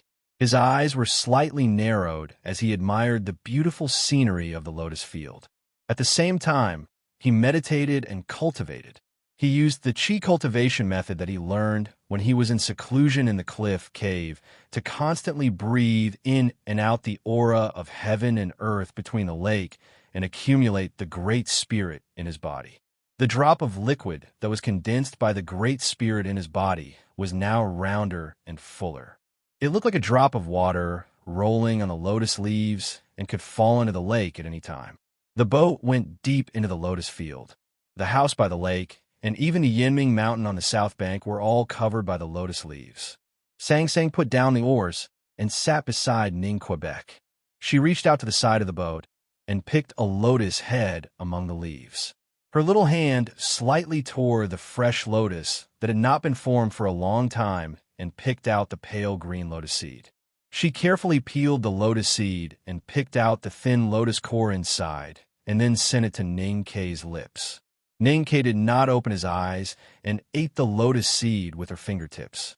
When his mouth was full of fragrance, he suddenly opened his eyes and said, "The first lotus core is not bitter. Why bother to pick it out?" Sang Sang had already processed several lotus seeds and fed them all into his mouth. She did not listen to him and still carefully picked out the lotus core. "I heard that the lotus core can be used as medicine. We can't waste it," she said with her head down. Ning Kei was speechless and said, "Anyway, we are a family with a big house now. Why do we have to be so thrifty? If you have the time, you might as well let me write a few more calligraphy pieces." Sang Sang thought for a while and thought it was true. She looked at the lotus core on her knees and made up her mind. She threw the lotus core into the lake and washed her hands in the lake water. Then she walked back to the stern. "Where are you going?" Ning Kei looked at the boat swaying and asked in confusion. Sang Sang said, "When we go back, I will let you write a few more calligraphy pieces. I spent all my money to buy this house. Even if the palace gave me a lot of things, I still owe Mr. Chi a few thousand taels of silver last night." Ning Kei said helplessly, "There is no hurry, right?" Sang Sang laughed and said, "I'm just kidding. Tell me, where are we going at this time?" Ning Kei said, "Just paddle." The boat swam freely in the lotus field. Ning Kei opened the package beside him and took out the small iron can. He carefully touched the deep straight lines on it and found that he really did not have the ability of Sixth Brother. He casually threw the small iron can into the lake. These days, Sixth Brother made a total of more than 30 small iron cans, and now he was still making them in the back of the mountain of the academy. As long as there was time, there would be a continuous supply. The small iron pot was filled with enough weight of scrap iron, which increased the power of the test. Moreover, when thrown into the lake, it could be guaranteed that it would not float. The relatively troublesome thing was the fire foo in the small iron pot. Although Ning Kei's psyche power was much stronger than that of ordinary cultivators, it still made him feel a little tired to make more than 30 foo papers with the most powerful talisman power. Sang Sang rowed. He leaned against the bow of the boat and threw the small iron pot into the lake from time to time, ignoring the fish on the lotus leaves. The boat swam freely, and he threw it casually. This scene seemed to be comfortable and natural, but in fact, he firmly remembered the position of the small iron pot in the lake. The boat moved among the lotuses and the green leaves. The lake water suddenly broke, making a clear and pleasant sound. It was like frogs jumping from the boat into the lake from time to time. When the boat sailed out of the lotus field, the small iron pot had completely sunk into the lake. At this time, the sky was covered by rain and clouds, and no one knew when it was dusk. Ning Kei stood at the bow of the boat and looked at the shore that was getting closer and closer. There was a steep but not high Yinming Mountain on the shore. He squinted his eyes and felt the lake breeze, which was much cooler than yesterday, caressing his cheeks. It was very comfortable. The boat reached the south bank, and the two went ashore into the forest. They picked up the grass along the way and finally reached the peak of Yinming Mountain. The peak was not high, but they could overlook the lake. Ning Kei looked at the courtyard on the north bank of the lake and looked at the looming lines between the trees and eaves. He silently compared it with the tactical array left by Seventh Sister in his heart and confirmed that there was no difference. If Hao Ian can give me enough time to connect this lake with the God-stunning array, then I believe that I can kill anyone I want here. Just after he said this, it seemed that Hao Ian could no longer tolerate his arrogance. A light suddenly flashed in the depths of the dense rain clouds in the sky, and then there was a rumbling thunder. The rain fell without warning and instantly turned into countless water curtains, covering the entire Chang'an city. Yinming Lake and Yinming Mountain were silent in the rain. At the moment when the lightning flashed and thunder roared, Sang Sang opened the big black umbrella as fast as she could. Ning Ke looked up at the black umbrella and said, "It is easy to be struck to death with an umbrella in a thunderstorm." Sang Sang said, "You said that when we were young, but we were not struck to death." Ning Ke sighed and said, "It is indeed a very magical world. Then close your eyes and feel it." The rain was pouring. Thunder and lightning intertwined. Sang Sang stood on the edge of the cliff, facing the turbulent lake water. She closed her eyes and held the handle of the big black umbrella tightly. After some time, Ning Ke asked with a serious expression, "How do you feel?" Sang Sang opened her eyes, which were brighter than the lightning in the rain clouds. "I can feel everything. That's all for today. See you tomorrow. I'm really not used to writing during the day. My eyes are always blurred, but it seems to be efficient. I hope it can continue." To be continued. If you like this work, please come to Chidian. Come to vote for me. Your support is my biggest motivation. Chapter 440. Sang Sang was a little handmaiden. Sang Sang was not an ordinary handmaiden. She had an amazing memory. She could easily remember all the numbers she had seen since she started to count. This could be testified by the soldiers and civilians in the city of Wei. She was very smart. This could be testified by Chun Pippi, who had walked out of the old brush pen shop several times.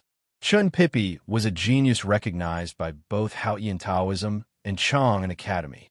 The reason why Sang Sang often seemed a little clumsy or even dull was not that her brain was not good. In Ning Ke's words, she was just a little lazy and did not want to think about many things. Ning Ke knew more about Sang Sang's special features than anyone else in the world, such as her intelligence and her unique ability. However, in the past 10 years, he had not thought about or touched these special features of Sang Sang. This was his instinctive choice, because he could not understand why he had picked up a little baby girl from a pile of corpses by the roadside of the wasteland in Hebei County. The baby girl seemed to be hiding some secrets, which made him feel a little scared. It was not until the great divine priest of light escaped from the West Hill and came to Chang'an city and took Sang Sang as his disciple. Sang Sang became the next great divine priest of light in the West Hill Divine Palace. Ning Ke then realized that this was the mark of fate on Sang Sang. This was the lucky chance of the little baby girl. Fate and secrets had already appeared in front of him, so there was no more fear. He could only admit and accept it. In the past 6 months, Ning Ke no longer avoided it. Instead, he began to train or explore Sang Sang's potential in cultivation. Today, there was a thunderstorm by the Yinming Lake. Sang Sang stood on the edge of the cliff, holding the big black umbrella. She said that she felt everything. 2 years ago, on the journey from the city of Wei to Chang'an city, Liu Qingxian once told Ning Ke that when a cultivator first comprehended the range of the qi of heaven and earth that he could feel represented the aptitude of that cultivator. It could even predict which step he would take in the future. Some cultivators could feel a pond, and some could feel a lake. When the Sage of Sword, Liu Bai, was enlightened, he felt a big river. What Ning Ke felt was a warm ocean.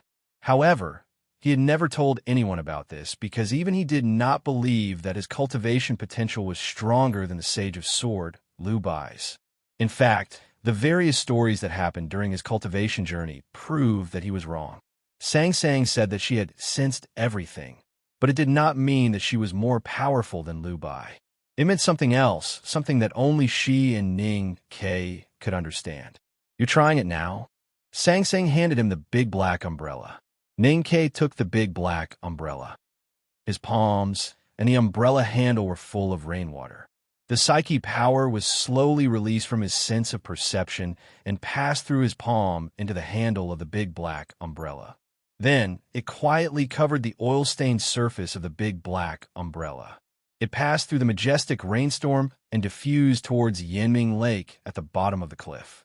Ning Ke also felt a lot. He sensed the lake that was jumping restlessly like boiling water after being hit by the storm. He sensed the lotus leaves in the lotus field that were rattling restlessly like drums. He sensed the frightened frogs under the lotus leaves. He sensed the small iron pots that looked like stones in the depths of the lake. Ning Ke looked up at the sky and tilted the black umbrella backward. The heavy rain immediately soaked his body. The dark clouds in the sky rolled and squeezed. After the dark clouds, there were more dark clouds. Countless raindrops poured down from the layers of dark clouds, looking like countless old black snakes biting each other crazily. Suddenly, an extremely thick and straight bolt of lightning crossed the entire sky from the northwest of Chang and city without warning. It instantly tore apart the rolling rain clouds. The thunder came soon after and exploded above Yiming Lake. Boom! It was unknown whether it was the power of the thunder or something else, but the water of Yinming Lake suddenly fluctuated. Water splashed everywhere, and the lotus branches shook violently, as if they would break at any time. Ning Ke looked down at the surface of the lake that was surging like a fountain. He looked at the waves and broken branches that were gradually dispersing towards the shore. He suddenly said, "Yes." Sang Sang wiped the rain off her face and did not speak. After that terrifying bolt of lightning, the skies seemed to have officially begun to get angry. Bolts of lightning came one after another, illuminating Chang and city, which was originally covered in darkness by the dark clouds. The dull thunder did not show any signs of stopping. The continuous explosions did not give the people in the city any chance to breathe. In the violent thunder, Ning Ke held the black umbrella and looked at the north shore of Yiming Lake. He said something, but because the thunder was too loud and the rain was too violent, only he could hear it. He pointed to the courtyard on the north shore and said, "Start from the courtyard." He pointed to the shaking lake and said, "Continue in the lake." Then he looked at Sang Sang and the Yinming Peak under his feet and said, "End here." Sang Sang took the big black umbrella from him and said, "Don't let him go up the mountain." Ning Ke said after a moment of silence, "I'll try my best. If I still can't kill him in the lake and don't let him go up the mountain, then I'll go down the mountain." Sang Sang said, "What about me if you go down the mountain?" Ning Ke said, "You watch me from the mountain." Sang Sang said, "I can help you. You can definitely help me, but that's before I go down the mountain. And I believe that there will be many people watching that day, such as Second Brother, so you'll be safe." After saying this, Ning Ke walked down the mountain. The heavy rain in midsummer came abruptly and left quickly without any reluctance. When Ning Ke and Sang Sang walked to the lake at the foot of the mountain, the rain stopped. After the rain stopped, they returned to the boat. Ning Ke picked up the boat with one hand and poured out the accumulated rainwater in the cabin.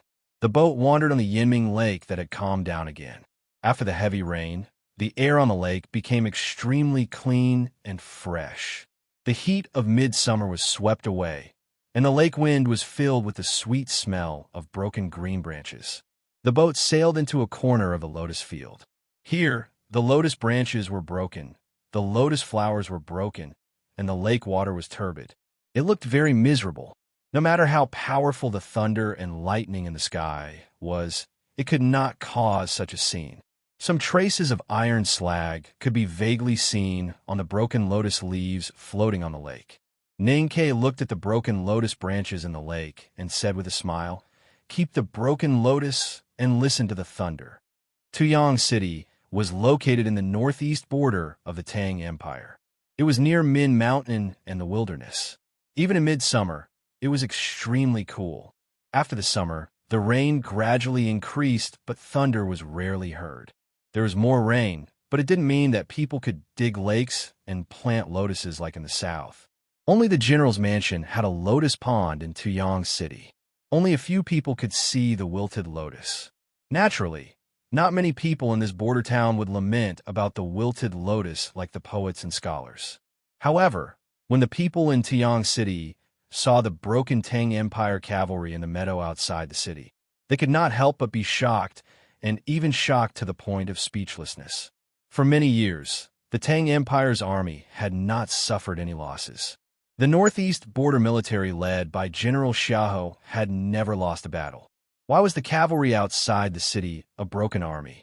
In fact, this was just a misunderstanding that was not good. The Tang Empire cavalry on the meadow outside Tuyang City did not lose the battle in the wilderness. It was just that after a long journey, their armor was stained with dust, their horses were tired, and the people were tired. Most importantly, all of their faces were filled with numbness. The team was filled with an atmosphere of decline, so they were mistaken for a broken army. The reason why the Tang Empire soldiers were numb was the desolate man in the forest not far away. The man's leather robe had long been tattered. Blood mixed with dust was smeared on the clothes that he had stolen from somewhere. He looked extremely tired and could even collapse at any time. It was such a seriously injured man who followed the Tang Empire cavalry from the depths of the wilderness to the outside of Tuyang City and did not collapse. The Tang Empire cavalry looked at the man in the distance with numb expressions and even some reverence in their eyes. In the past few days, the man had been following the Tang Empire cavalry, ready to rush into the camp and assassinate General Xiahou. He had tried 17 times and failed 17 times, but he still persisted. It was not that the Tang Empire cavalry did not want to kill the man, but the man proved with his strength and perseverance that he was difficult to kill, especially when the Tang Empire soldiers did not want to pay the price of mutual destruction. Ambushes and counter-ambushes, ambushes and encirclement happened continuously in this long journey and then ended in silence. The man could not kill General Xiahou. Xiahou and his invincible cavalry could not kill the man either. It had happened too many times. All the Tang Empire cavalry, even the proudest generals, were a little numb when faced with the powerful man who was like a beggar. The sound of hooves rang out, and the vigilant cavalry parted to form a path. Xiahou galloped over and looked at Tang on the meadow in the distance without any emotion on his face. In the past few days, the Tang Empire cavalry had tried everything to lure and kill the powerhouse from the Devil's Doctrine. They had almost succeeded several times, but in the end, the other party had escaped. Tang also had a few opportunities to successfully get close to Xiahou and force Xiahou to start a fierce battle with him. Xiahou was not fighting alone. He had countless cavalrymen as guards. So, in this continuous battle, Tang was ultimately at an absolute disadvantage. Now Tang was seriously injured and did not have the demeanor of a powerhouse from the Devil's Doctrine. He was more like a poor beggar. However, Tang was not dead, and Tang still insisted on killing him. Xiahou was also seriously injured. The armor made by the Academy on his body was finally destroyed by Tang's demonic blood-red broadsword the day before yesterday. Behind me is Tuyang City. Xiahou looked at Tang on a meadow in the distance and said indifferently, "You have no chance." Tang said, "I have said that you are old." Xiahou said, "I have also said that old and frail means nothing to you and me." Tang said, "The problem is that your heart is old. From the moment you decided to retire, you are really old. Old is weak. If Tuyang City was 100 miles away, you would definitely die in my hands." Xiahou was silent and found that what Tang said was right. "But I have Sun Zoil City, and I have countless cavalrymen who are loyal to me." Xiahou said, "And you are only one person."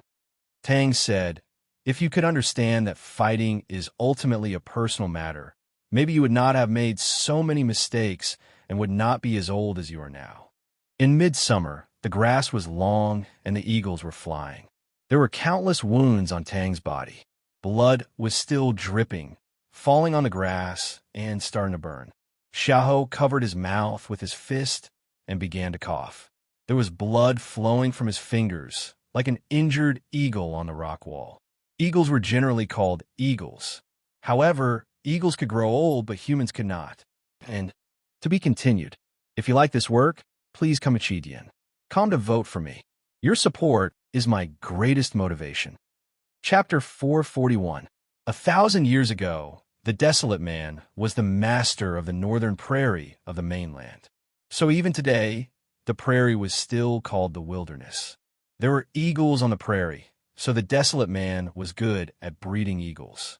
Even though they were defeated by the Tang Empire and were forced to move north to the cold region in the far north, the desolate man still did not give up breeding eagles. Xiaohou was a desolate man. So was Tang, so they were familiar with breeding eagles.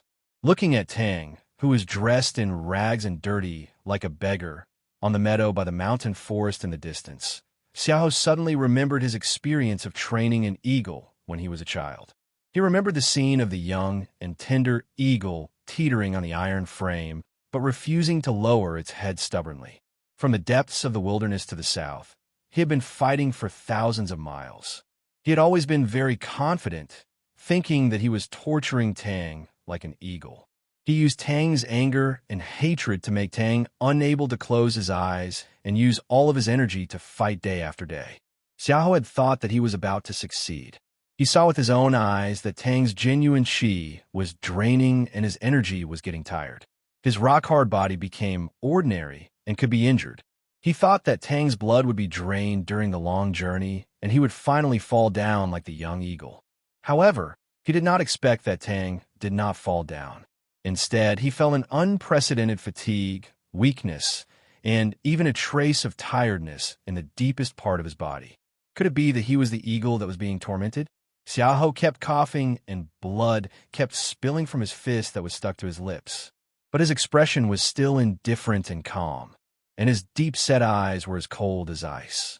Being old was not scary. No matter on the prairie or on the cliff by the hot sea, only an old eagle was a real eagle.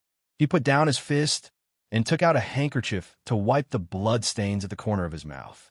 He looked at Tang in the distance expressionlessly and said, "Your perseverance surprised me, but it was just a surprise. After all, you are not your teacher. Before you cross that threshold, you will never be a threat to me."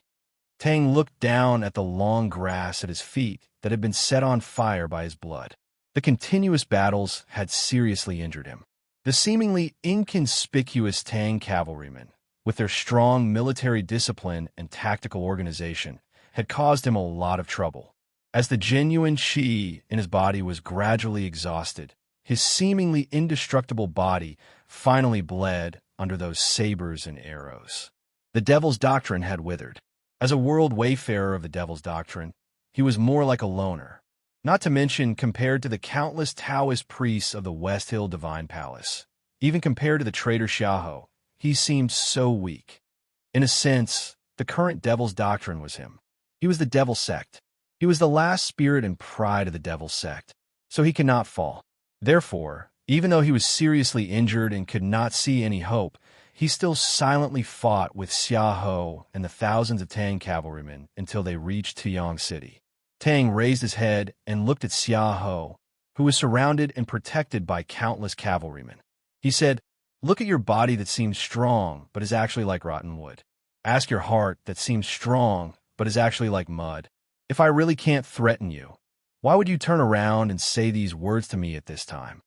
Xiaohou was silent for a long time, and then said, "You can't follow me back to Chang'an. The Central Plains is the human world shrouded by Haoyin's divine light. Even heaven can't tolerate you. What can you do?"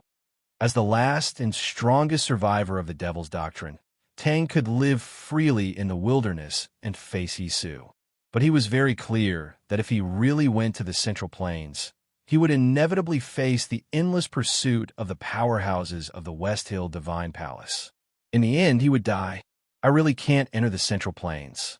Tang looked at Tuyang City not far away and said, "I don't even dare to enter that city. But I have already hurt you. I have made you weak and nervous, so I know you are destined to die." Xiaohou said, "Why do you say these meaningless words? I won't do meaningless things, and I won't say meaningless things. I am definitely not the only one in the world who wants to kill you. When you leave the military camp and return to Chang, or when you retire, the ghosts in the steamer and the little ghosts who died on the road will come to your back and demand your life. Those ghosts will thank me for chasing you all the way. and I will also thank them for chasing you to death. Tang finally nodded to Xiaohou and said, I wish you a happy retirement and a wonderful death. After saying this, he turned and left the meadow, disappearing into the forest. Xiaohou silently looked at the deserted meadow and the forest gently blown by the summer wind. Without saying anything more, he gently lifted the reins and rode toward Tuyang City. The wind blowing from the wilderness stirred the forest, the deep grass, the military flag on top of Tuyang City, and the white hair that peeked out from the edge of his helmet. Since ancient times, famous generals were like beauties. They were not allowed to see their white hair, but his hair had already turned white. The newly renovated house by Yanming Lake welcomed the first group of guests. Princess Liu, her stepson, and Situ Ilan. Ningke welcomed Situ Ilan's arrival very much. He had no problem with the poor savage prince, but he inevitably felt that the visit of Princess Liu was a little troublesome. He had a good relationship with Liu, but he was very clear that she would definitely bring him trouble. Sure enough, when only he and Liu were left in the quiet study, trouble came. Outside the carved window of the study, there were several old trees, shading the summer. The breeze was pleasant, and even the sound of cicadas in the forest was not annoying.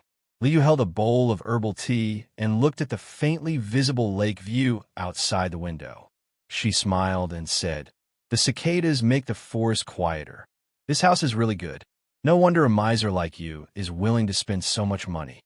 Ning Ke sighed and thought, Is this really the place to start talking? He walked to Li Yu's side and said, Thank you, Your Highness, for sending these big trees. The old trees in the house by Yanming Lake were all from Li Yu's royal fief. These trees were very valuable. The cost of transporting them out of the mountain and back to Chang, in city, was a terrifying figure. The most important thing was that there were many rare ancient trees that could not be bought even with money. Ning Ke was indeed a person of high status, but Li Yu was the dignified princess of the Tang Empire. She did not need to carefully please him, and such a heavy gift naturally had to be returned.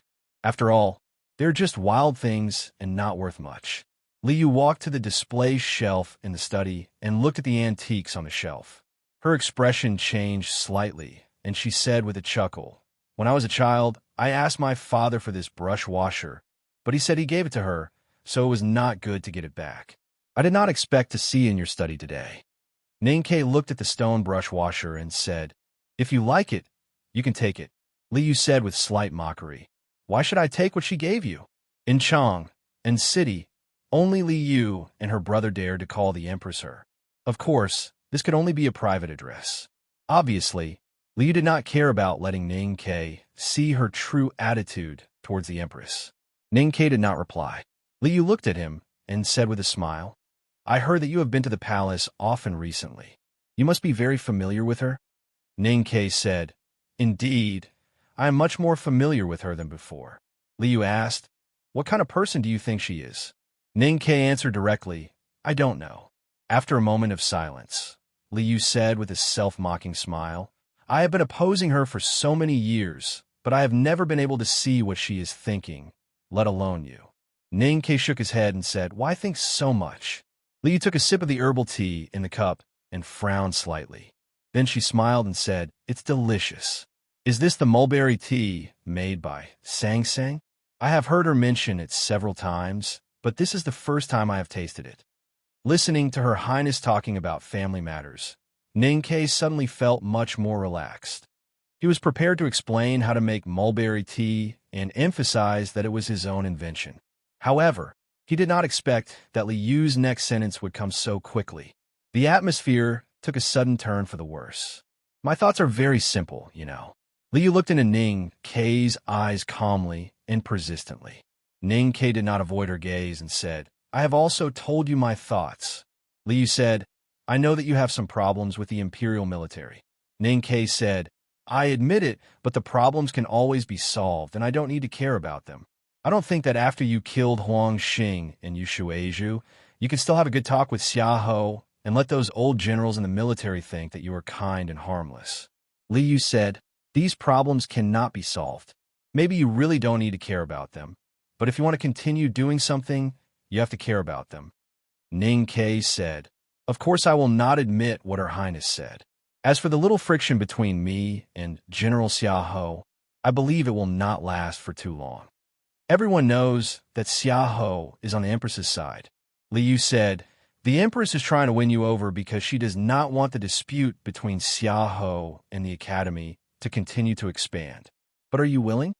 Ning Ke thought to himself, "I also know that the Empress is Xiaohou's sister." Eldest brother had already told him, so he would not reveal this big secret in front of Li Yu. Li Yu said, "If the hatred between you and Xiaohou is only the conflict in the wilderness, since Mr. First has already set the tone, I hope you are willing." Ning Ke frowned slightly and did not understand why she would choose to stand on the same side as the Empress. Li Yu said in a low voice, "Only some young generals in the army are willing to be loyal to me. Hua Shangyue leads the Hebei Prefecture Army, and it is too difficult for him to accumulate military merits. With his current qualifications, it is impossible for him to take over Xiaohou's position in the Northeast Border Military. But since Xiaohou is willing to retire, it is a good thing for me. So I do not want other things to interfere with this process." This explanation was very naked and sincere. Even Ning Ke could not help but be slightly stunned. After a moment, he sighed and said, "This kind of thing is really boring." Li Yu said with slight mockery, "You are indeed a student of the headmaster of the academy. You even feel that the throne of the Tang Empire is boring." Ning Ke said, "I have told you before, don't pay too much attention to the attitude of the person who entered the human realm from the academy.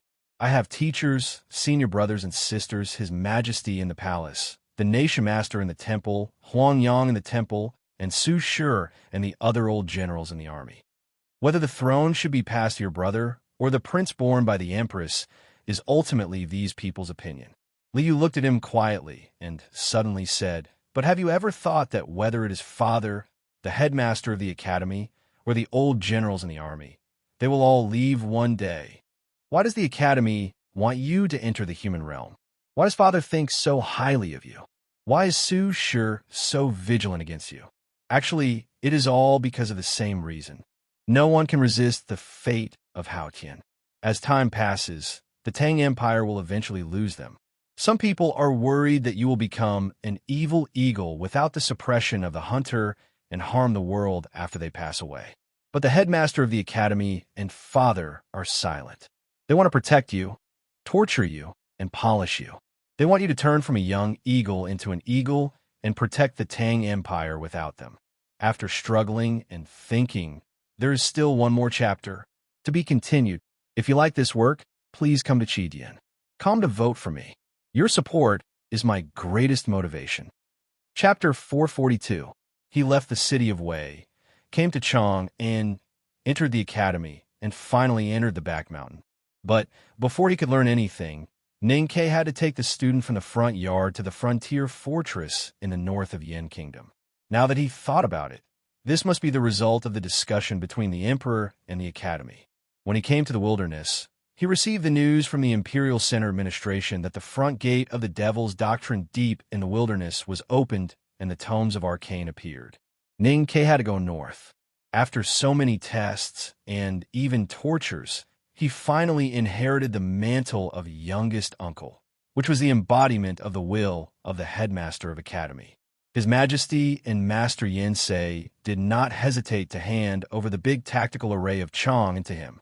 These things all prove the trust and expectation of the imperial court and the academy in him. Ning Ke was very clear about this, so he was not surprised when he heard what Li Yu said. But he had never thought about it carefully, because as indifferent and ruthless as he was, he still felt that those deaths were sad things. "I don't think that will happen in a short period of time," Ning Ke said. Li Yu said bitterly, "Maybe what I said is not pleasant to hear. Sometimes when I think about the future, I feel nervous and sad. But people will grow old and die. My father is in the prime of his life, but his health is not as good as it looks. Before I married the Golden Tent, I asked the Imperial Academy of Medicine about my father. My father was seriously injured years ago, and his condition has been worsening ever since. The medicine can't do anything about it, so he often coughs." Ning Ke thought of the scene when he was with His Majesty in the Imperial study. He thought of those inexplicably happy curses of idiots and the occasional coughs. He was silent. Although Su Sure is a powerhouse at the peak state of martial arts, he is already very old, and the whole world knows that he has an old lung disease. No matter how he nourishes himself, it can't be cured. The headmaster of Academy is the most stable and powerful mountain in the Tang Empire. It seems that he will stay green forever, but he has lived for more than 100 years. Can he live forever? Liu looked at Ning Ke and said calmly, "Life, old age, sickness, and death are irreversible. The headmaster of Academy and my father are thinking about the future. Why do we have not to think about it?" Ning Ke took the cold mulberry tea from her hand and walked back to the desk. He put his hands on the edge of the desk and thought for a moment. He said, "At least there are many years." Liu frowned slightly. Ning Ke said, "The headmaster and his majesty can live for at least another 10 or 20 years. At that time, I will be much stronger than I am now. Perhaps eldest brother or second brother can take the position after the headmaster leaves. I think the Tang Empire will be as strong as it is now. So I don't think there is anything to think about now." Liu said, "I have told you before that my request to you is very simple. When the succession of the Tang Empire requires the Academy's help, please stand by my side." Ning Ke did not turn around. He looked up at the ancient trees outside the window and the Yinming Lake in the distance. He thought about how the lake looked like in winter, Xiaohou, and the inseparable blood relationship between Xiaohou and the Empress. He said, "If that day comes, I will not stand on the Empress' side." Liu was somewhat satisfied with his answer, but she still regretted that he did not directly express his attitude. Looking at his back, a faint look of disappointment appeared on her beautiful face. She sighed softly and said, "If I had known that things would develop like this, I would not have let you go." Ning Ke turned around and said, "At that time, you and I were from different worlds, and I was not a person who was willing to be caught. So don't feel regretful." Liu walked slowly to him and looked into his eyes as if she wanted to see something. "If I didn't catch you, I could stay with you. I've been thinking if I did not stand up beside the bonfire, would we have stayed in the same world?" Ning Ke recalled the bonfire at the entrance of Northern Mountain Road, the maidservants and fairy tales beside the bonfire, as well as those conversations. He curled his lips and said, "The key is that the price you gave me was too low." Hearing his words, Liu clearly sensed that he was a little emotional and evasive, a little regretful, and a little secretly happy. She smiled and said, "If I had known that your little handmaiden would become the great divine priest of light of the West Hill Divine Palace, I would definitely have offered the highest price." Ning Ke smiled and asked, "What's the highest price?" In the eyes of women in the world, Ning Ke's appearance was considered fresh, but not handsome. He was extremely cute when he smiled, especially with his freckles and dimples. The girls in the House of Red Sleeves were fascinated by the young man's dimples, freckles, and freshness. At this time, his smile was reflected in the depths of Liu's eyes. She subconsciously raised her hand and touched the dimples on his face. She said, "Your freckles are getting lighter." Ning Ke felt the smooth fingertips on his face and was slightly absent-minded. He said Sang Sang often used a lot of powder in Chinjinji Cosmetics store, so she would give some to me. Is that the reason? Liu suddenly came to her senses and quickly withdrew her hand. "I suffered a loss." Ning Ke looked at her and said seriously. Liu's cheeks were slightly red, but there was no shyness in her bright eyes. She slightly raised her head and joked, "If you are not afraid of Song Song's jealousy, you can touch it back." Ning Ke coughed and with great difficulty suppressed the urge to reach out and touch her smooth and slightly pointed chin. He put his hands behind his back and asked, "Speaking of which, where is Sang Sang? She must be telling stories to Xiaoman." Liu rolled her eyes and said, "I won't tease you anymore. I'm going to find her." Ning Ke and Sidu Alan walked along Yinming Lake and chatted casually in the cool lake breeze. They only had to be careful to brush away the irritating willow branches that came at their faces from time to time. Sidu Alan was a little disappointed because she did not participate in the spring war in the wilderness. But this disappointment was a little absurd in Ning Ke's eyes. "I don't know what you were thinking. What's the point of fighting? You read books in the academy every day and learn needlework in the mansion every day. Don't you feel bored? I am a man, not a girl. If I were you, I would definitely not feel bored. That's not what you said when we were in the Blue Water Battalion. The two walked on the Bluestone Path. It was just like last year when they walked on the white pebble beach by the blue sea at the frontier fortress. The calm and pure atmosphere surrounded the young man and woman. Stay away from her, Ning Ke suddenly said. Sidhu Ilan looked up at him and knew that he was referring to the princess. She was puzzled and said, I don't understand what you mean. What do you want to say? There were willow branches hanging down from the lake bank and brushing his cheeks. Ning Ke was a little annoyed and reached out to pick one. He said, You were young and could ride with her on the long street and be proud. But if you really want to be a female general of the Tang Empire, you have to understand that it's different from a female army. Sidhu Ilan thought quietly for a long time and looked up at him. She said, I want to be a female general of the Tang Empire, not someone else's. Ning Ke saw that she understood what he meant and nodded with appreciation. He handed over the grasshopper woven from willow branches and said, This is your reward. Sidhu Ilan took the lovely grasshopper and was very happy. She said, You are really fast. Ning Ke picked up another willow branch and said, When Sang Sang was young and often cried because of hunger, I would find some leaves and weave some gadgets to make her happy. It's faster to make more gadgets. Sidhu Ilan looked at his expression and said jokingly, Look at the lake, and you will find how annoying you are at this time. Ning Ke said proudly, I am good at it. Why shouldn't I be proud? Sidhu Ilan blinked and asked, Are you proud because of your dexterity or because you made Sang Sang happy? Ning Ke said, Both, but the latter is more. Sidhu Ilan gently coughed and asked with a smile, During those days, people in Chang and city had been talking about you and the calligraphy addict. Many people, including Wu Tsai, had seen you holding hands with the calligraphy addict. Why did you get together with your little handmaiden a few days later? It was already surprising that Sang Sang suddenly became the miss of the Grand Secretary's mansion. This change is even more surprising. Ning Ke was stunned and asked, Can I? Sidhu Ilan raised the willow branch grasshopper in front of her eyes and looked very naughty. She said, Why not? It's just that many people said you played with the calligraphy addict's feelings. They are very ashamed of you. Ning Ke waved his arms and said angrily, How did I play with her? How did I play with her? I have become like this. What else do you want me to do? Besides, when did I hold hands with her? He stretched out his arms in the lake wind and protested indignantly. We did swim together, but where did my arms go? I didn't even touch her hands. The new house by the Yinming Lake was completed. Under Song Song's strong request, Ning Ke did not hire stewards or maids, nor did he waste money on any opening ceremony. But since Li Yu brought Elan here, Ning Ke thought that he had to put on a show. So he returned to the back of the mountain of the academy and invited his senior brothers and sisters to be guests. Just as he had expected, his senior brothers and sisters in the back of the mountain of the academy were not interested in this kind of thing at all. He felt a little relaxed, but also a little embarrassed. Unexpectedly, the next day, Chun Pippi came with Tang shouting. Ning Ke rowed and rowed the boat. Looking at the fat man lying on the bow, sighing and urging, he felt angry.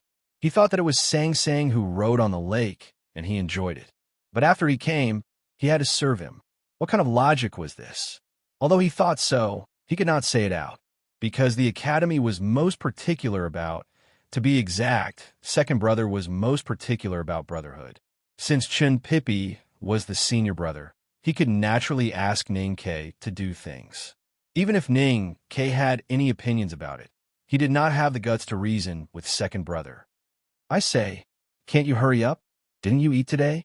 Chun Pippi looked at the boat that was about to disappear into the lotus field and saw Tang Xiaodong's figure on the boat.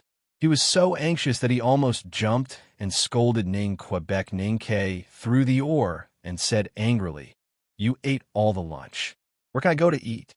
See you tomorrow. To be continued. If you like this work, please come to Chidian. Come to vote for me. Your support is my greatest motivation. Chapter 443. For people in two boats floating on the lake. It was a beautiful thing. Unfortunately, Tang Xiaodang and Sang Sang were in the same boat, so Chen Pippi had to take the same ticket as Ning Quebec. The boat was faintly discernible in the lotus field. Tang Xiaodang and Sang Sang were happily talking about something with some small things in their hands. Chen Pippi looked ahead and thought that it was such a pity that he couldn't get close to Xiaodang after he saved her from the clutches of his third senior sister. What are they talking about? Chen Pippi asked. Ning Ke said, "A few days ago, I made some small things with willow branches for Sang Sang. I haven't made them for many years, but she still likes them very much. She must show them to her friends." Chen Pippi was slightly startled. He looked back at Ning Ke beside the oar and said, "I didn't know that you were a guy who knows how to please girls." Ning Ke sneered. "Do you think everyone is worse than a beast like you? It's been so many days. Haven't you got the girl yet?" Chen Pippi lowered his head in shame and rubbed his hands nervously. He said, "Don't talk nonsense." Ning Ke shook his head helplessly and said, "I can't tell that you are so thin-skinned just by looking at your fat face." Chen Pippi refuted with a lack of confidence. "That's because the girl is thin-skinned." The boat sailed into the depths of the lotus field. The traces left by the iron kettle by the thunder and lightning had long disappeared. The green branches and round leaves covered the sky, which was very quiet. Sang Sang and Tang Xiaotong's boat rowed to an unknown place. Ning Ke put down the oar and walked into the canopy.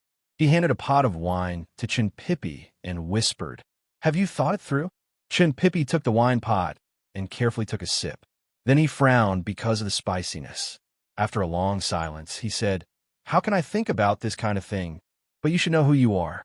Ning Ke said calmly, "Although you still refuse to tell me, and I still don't know whether you are the son of the Hierarch Lord or the Abbey Dean, you are the pride and future of Haotian Taoism. Although the headmaster has raised you for so many years, you will eventually go back." Chen Pippi looked at the lotus field outside the boat and said blankly, "Probably." Ning Ke said, "Tang Xiaodang is from the devil's doctrine." Chen Pippi said in a low voice, "Then what do you think we should do? Do your own things and think for yourself." Ning Ke said, "I'm just reminding you that if you really want to return to Haotian Taoism, neither the West Hill Divine Palace nor the Jishou Abbey will allow you to marry Tang Xiaodang." Chen Pippi looked up at him and asked, "Why did you choose Sang Sang instead of the calligraphy addict? That is a different kind of pain from what you are facing now." Ning Ke said bluntly, "No matter what I choose, I will at most be laughed at and despised by others, or hurt the girl. But if you make the wrong choice, or if your determination is not strong enough, you will definitely face more than these, and Tang Xiaodang will be even more miserable." Chen Pippi frowned again. His round face, which was usually carefree and cheerful, showed a rare, solemn expression, which eventually turned into endless sorrow. "It's going to rain." He frowned and drank all the liquor in the pot, as if he was drinking poison. He said with a lisp, "I'll take her back to the academy first." Ning Ke stuck his head out of the canopy and saw the clear blue sky above the lotus field. There were no clouds in the sky, and it did not look like it was going to rain. Chen Pippi stroked his chest and said faintly, "It's raining here. It's all your fault. It's rare for you to come out and play, but you have to mention these things that make people feel bad." The sky was clear, and there was no rain. Chen Pippi, a fat young man who had always been optimistic, felt a cold rain falling in his heart. Gradually, his heart felt like it was going to be moldy. Ning Ke sympathized with his senior brother very much. After sending him and Tang shouting off, he sat by the window of the study and could not help but feel sad when he thought of what Chen Pippi had said on the boat. At this moment, a wind blew from the south bank of Yanming Lake, rustling the lotus leaves in the lake and ruffling the long willows on the lake bank. The wind went around the thick trunk of the ancient tree and poured into the study. Sang Sang sat in the chair, holding a cup of herbal tea in her hand. She squinted at the lake wind that came from outside the window and said, "It looks like it's really going to rain." As soon as the little handmaiden finished her words, the sound of rain suddenly sounded. The pitter-patter of rain fell from the sky, slowly and firmly washing away the summer heat in the woods of the house. It did not take long for the courtyard to be completely wet. I didn't expect it to really rain. Ninkei took the cup of tea from her hand and drank it, moistening his throat that was a little dry because of worrying about his friend. Then he looked at the empty cup and asked, "What did Tang Xiaodang say?" Sang Sang hugged her thin legs and put her chin on her knees. She seriously recalled the conversation on the boat in the depths of the lotus field and said, Tang Tang said that she was a little muddle-headed. Ninkei was slightly stunned and asked, "That's it?" Sang Sang said. She said that she had to ask her brother's opinion on this matter. Ninkei thought of the powerhouse from the Devil's Doctrine who wore a leather coat and was as terrifying as a rock. He suddenly felt that the lake wind outside the window was a little cold and suddenly felt more sympathy for Chun Pippi. The rain in the courtyard became heavier and heavier, and the summer heat was quickly washed away. The rainwater on the lawn also accumulated more and more, converging into several thin streams that flowed towards Yiming Lake. Thousands of rivers flow into the sea. It's natural, Ninkei said with emotion. Sang Sang raised her head and gave him a puzzled look, not understanding what he was talking about. What I want to say is that there are some things that we can only passively worry about, but we can't do anything about it. We can only silently watch it develop, and at most give our blessings. Ninkei looked at the heavy rain outside the window and said, "It's like the sky is going to rain and the young lady is going to get married." Sang Sang thought about it and hugged her legs tighter. There was silence in the courtyard. There was no sound, only the sound of rain. At this moment, there was a sudden loud knock on the front door of the house. "I told you to say it's going to rain, and now it's really going to rain. Did you not bring an umbrella? This is a guest from Hao Ian. You two can sleep here tonight, but don't expect me to lend you an umbrella." Sang Sang and I have set a strict rule since we were young. We can borrow people and lives, but we can't borrow two things. You can't borrow money, and you can't borrow an umbrella. The knocking in the front yard became louder and more urgent. It was obvious that the guy was not happy with the heavy rain, and he wanted to express his strong dissatisfaction by knocking. Ninkei was too lazy to care. He still imitated the eldest brother and walked slowly to the door and kept nagging to make fun of the guy. "You want to say why you can't borrow an umbrella? Hey, this is a very long story, and I don't know if you're interested to hear it.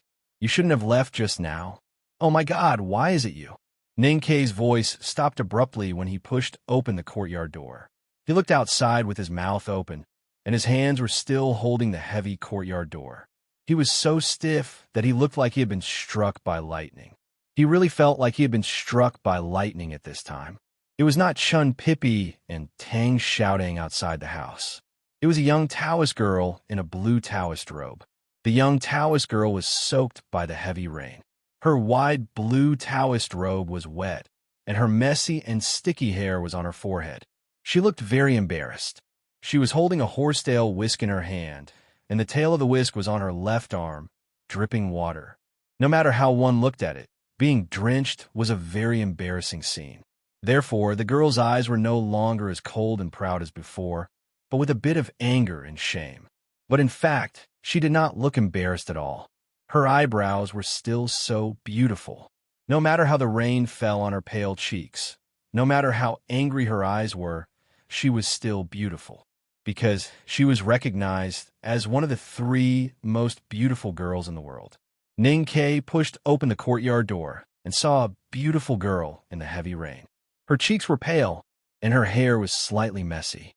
She looked timid and pitiful. Ninkei suddenly thought of many beautiful stories and strange stories, and then remembered a song that kept repeating, "You are so beautiful." Ninkei believed that the beautiful Taoist girl outside the door was definitely more powerful than those vixens in strange stories. He also believed that she was more beautiful than those vixens. But he was not tempted, because he did not want to court death. He did not even want to see her at all. Even though his cultivation state was much stronger now, he still did not want to see her. Therefore, his first reaction was to close the door.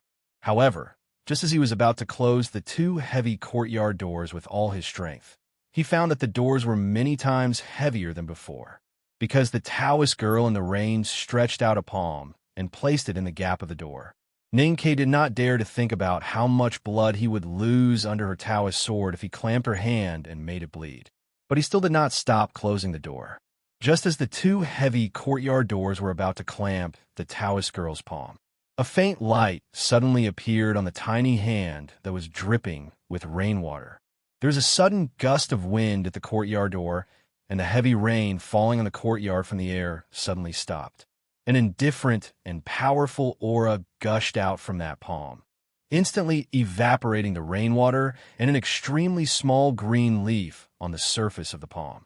Then it shattered everything it touched. There was a dull and loud sound at the courtyard door.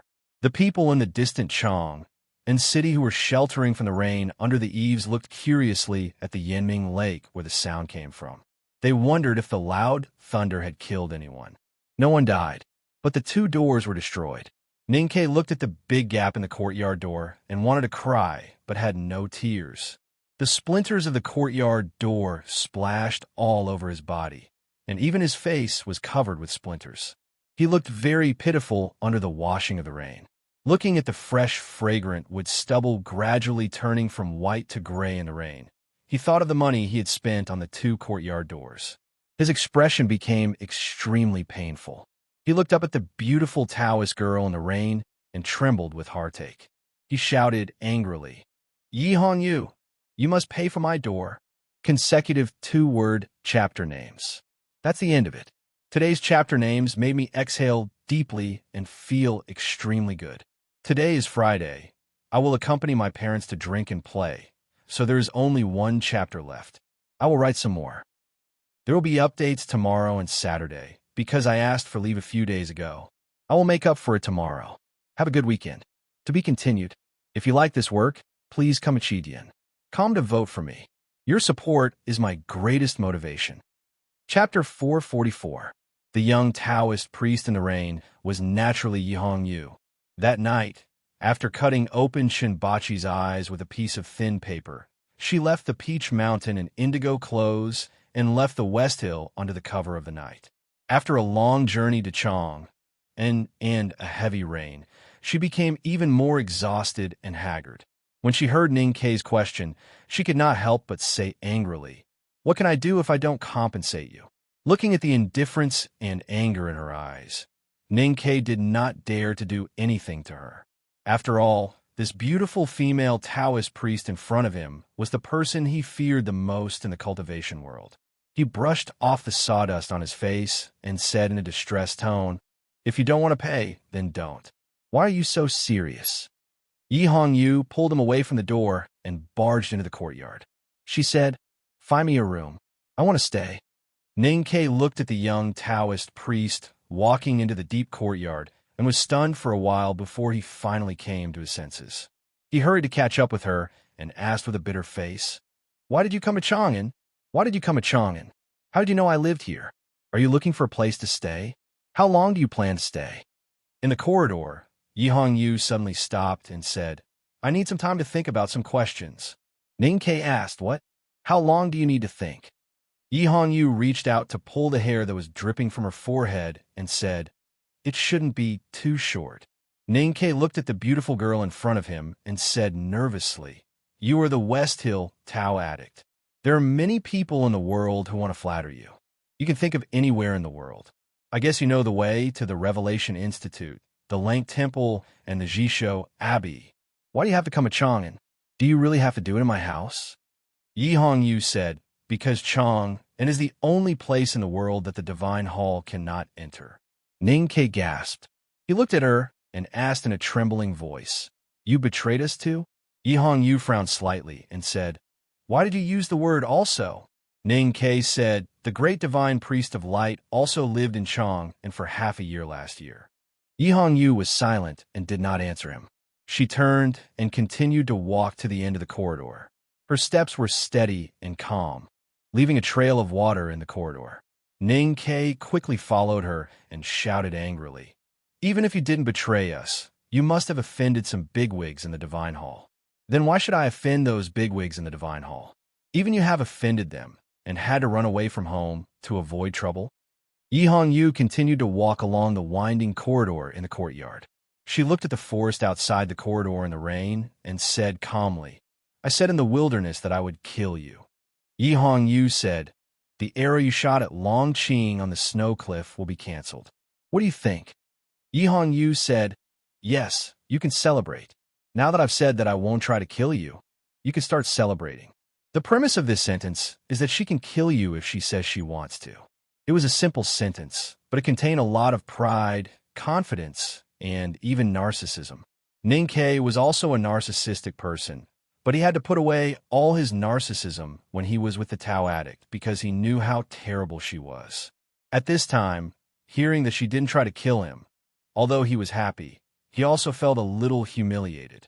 Suddenly, he raised his eyebrows and asked tentatively, "Are you hurt?" Yi Hongyu did not hide it from him and said directly, "I haven't recovered from my injuries in the wilderness." The seemingly silent but extremely dangerous battle with Master Lotus at the front gate of the Devil's Doctrine would often appear in Ning Ke's mind. He was very clear about how important the Tao addict was in that battle and how serious her injuries were. However, he did not expect it to last until now. No wonder I feel that your state of cultivation seems to be much weaker. When I opened the courtyard door just now, I saw you drenched like a stray puppy in the rain. It was very pitiful. I was wondering why I felt that you were pitiful. Ning Ke looked at the girl's pale cheeks and thought of the past when they fought side by side in the front gate of the Devil's Doctrine. He felt a little emotional, but after a moment, he forced himself to calm down and said in a low voice, "But since you are so weak now, I don't think I have enough bargaining chips. What's in it for me to take you in?" They had reached the end of the 9-turn corridor. If they went further, they would be in the flower hall and the study. Yi Hongyu stopped and turned to look at Ning Quebec. She said calmly, "If you think that my conditions are not enough, why don't we fight again?" Ning Ke looked at her eyes that were like autumn water for a long time. He wanted to see a trace of uncertainty in the depths of her eyes, but he did not see it. If he could see a trace of uncertainty in the Tao addict's eyes, he would attack without any scruples, hesitation, or pity, just like when he shot Long Qing by the Daming Lake. Because he was a cold-blooded and heartless person. He knew very well that the Tao addict was a rare person in the cultivation world who was as cold-blooded and heartless as himself. If there was a chance, no one would be willing to let the other go. Regrettably, Ning Ke saw tiredness, haggard, and even lost and perplexed in the girl's eyes, but he did not see her uncertainty about him. So Ning Ke shook his head and said with a smile, "You must be joking." Yi Hongyu looked into his eyes and said seriously, "You know I'm not joking." Ning Ke was sure that Yi Hongyu's cultivation had been greatly damaged after she had forcefully lowered her state at the front gate of the Devil's Doctrine. He had reached the upper state of the see-through state after he had cultivated in seclusion in the cliff cave. In terms of cultivation, he was already above Yi Hongyu, but he was still not sure that he could defeat her. He did not know the tragic experience of Chun Bachi, the commander of the upper state of the see-through state. He was just like the beasts in Min Mountain who felt the danger. So he continued to smile and shake his head. Then, like a very enthusiastic host, he stretched out his arm and led Yi Hongyu out of the corridor and into the main hall. Sang Sang stood at the threshold and watched him walk in with a drenched Taoist girl. Her face was full of curiosity, and she asked, "Do you want to boil the bathwater? Don't panic. Let me introduce you to the guest first." Ning Ke coughed twice and calmed himself down. He pointed at Yi Hongyu and said, "Don't be fooled by her messy appearance. In fact, she's a very great person. She is the powerful Tao addict who kills without blinking an eye that I often mention to you." Yi Hongyu said, "You still mention me often after returning to Chang'an?" Ning Ke answered honestly, "If I want to kill you, I will naturally talk about you often." Yi Hongyu nodded and said, "That makes sense." Ning Ke looked at the vigilant expression on Song Song's face and said with a smile, "She is indeed very scary. But only I need to be afraid. You don't have to be afraid, because she is your senior sister." Then, he walked to Song Song's side and put his arm around her shoulder. He said to Yi Hongyu, "My Sang Sang." Yi Hongyu felt that this petite handmaiden did not match the image of Sang Sang that she had imagined. But she did not show any expression of surprise. She calmed herself down and gently shook her horsetail whisk to greet junior sister Sang Sang. At this time, she was still wet. Rainwater dripped down her temples and horsetail whisk. The drenched Taoist robe clung to her curvy body, exuding a charming and seductive aura. But her expression was so calm and composed, like a dignified Taoist. Sang Sang was a little flustered. She half squatted down and slightly bowed to return the greeting. Then she stood up and looked at Yi Hongyu's beautiful face and seductive curves under the wet clothes. She could not help but sigh softly, full of envy and yearning. Ninkei was much calmer than before. He finally noticed that the Tao addict's green Taoist robe clung to her body. His eyes became brighter and full of envy. Yi Hongyu looked at them expressionlessly and asked, "Do I look good?"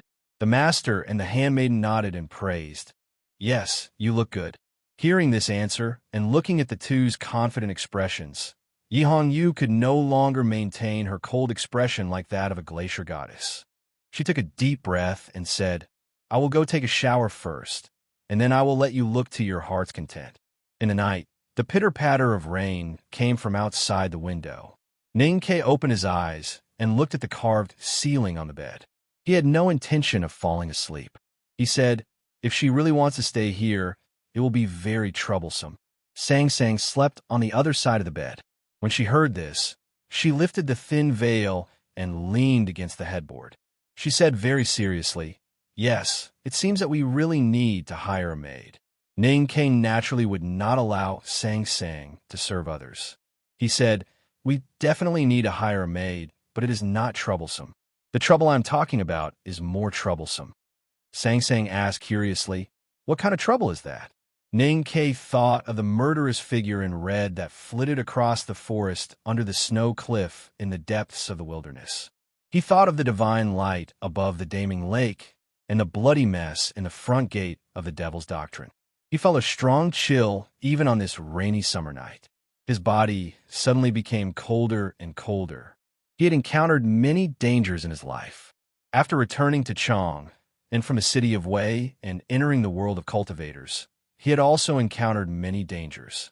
But the one who really made him feel the shadow of death was the Tao addict, Yi Hongyu.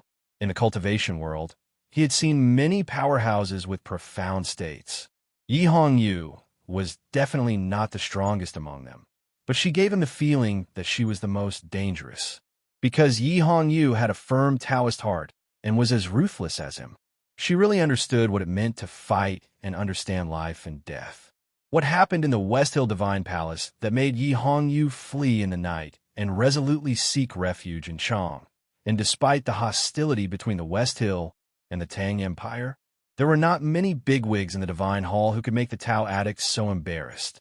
Was it the great Divine Priest of Judgment or the Hierarch Lord? Ning Kei was very clear that if this matter was not handled well, it would really be a big trouble. Sang Sang said worriedly, "Then how can we solve this trouble? If Yi Hongyu can't solve the trouble, I naturally can't solve it either. But fortunately, I know many people who can solve the trouble of the West Hill Divine Palace." Ning Kei said, "I will hand this trouble over tomorrow." Nothing happened that night, but the two did not sleep well. Especially Ning Kei, thinking of such a dangerous person as Yi Hongyu sleeping in a guest room dozens of feet away. He felt nervous and uneasy. He did not fall asleep until the early hours of the morning. When he woke up, the summer rain had stopped and the sky was already bright. He hastily washed up and quietly left Yinming Lake with Sang Sang. They took a horse carriage to the academy. There will be more today, but the time is uncertain. To be continued. If you like this work, please come to Chidian. Come to vote for me. Your support is my greatest motivation. Chapter 445. Ever since he became a student of the second floor of the academy, Ning Kei rarely went to the front yard. That was because it was awkward to interact with his former classmates. However, he was in a hurry to report the situation and solve the problem. He also remembered that it was late and the students in the front yard were in class, so he did not go through the side door. Instead, he brought Sang Sang to the meadow, past the stone sign, and entered through the main door. The rain stopped, and the sun shone brightly. There was the sound of reading coming from one study room, and the sound of debate coming from another study room. The front yard of the academy was enveloped in a peaceful atmosphere. At this moment, an old voice came from classroom 3. The most basic and primitive is the most important. If you can't even understand a straight line, how can you understand the more difficult three-dimensional composition? What is a straight line? A straight line is an infinite straight line. Let me show you. After a while, a female professor wearing a blue gown walked out of classroom 3 with a piece of chalk in her hand. She looked serious and seemed to be drawing a straight line in the air. There was no end to the straight line. The female professor kept drawing with the chalk in her hand. Her footsteps were slow, calm, and persistent. Soon, she left classroom 3 and walked towards the instructor's lounge at the back of the academy. Seeing this, Ning-Ke was dumbfounded. He patted Song-Song's shoulder and led her to the lounge behind the female professor, forgetting why he had come to the academy. In order to visit Prince Longqing and Chong, and Chao Ji-Feng, the associate professor of etiquette, used the excuse that the qi of heaven and earth had changed and it was not suitable for classes. At that time, Ning-Ke felt that the instructors of the academy were extremely absurd.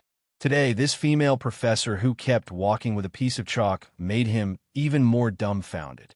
Was it okay to be lazy like this? The female professor suddenly stopped outside the quiet and secluded bookstore. She put down her hand that had been stretched out in the air and carefully wrapped the chalk in a piece of paper. Then, she stuffed it into her sleeve. She looked at Ning-Ke and said, "You're here." Ning-Ke hurriedly bowed and said, "Greetings, Professor."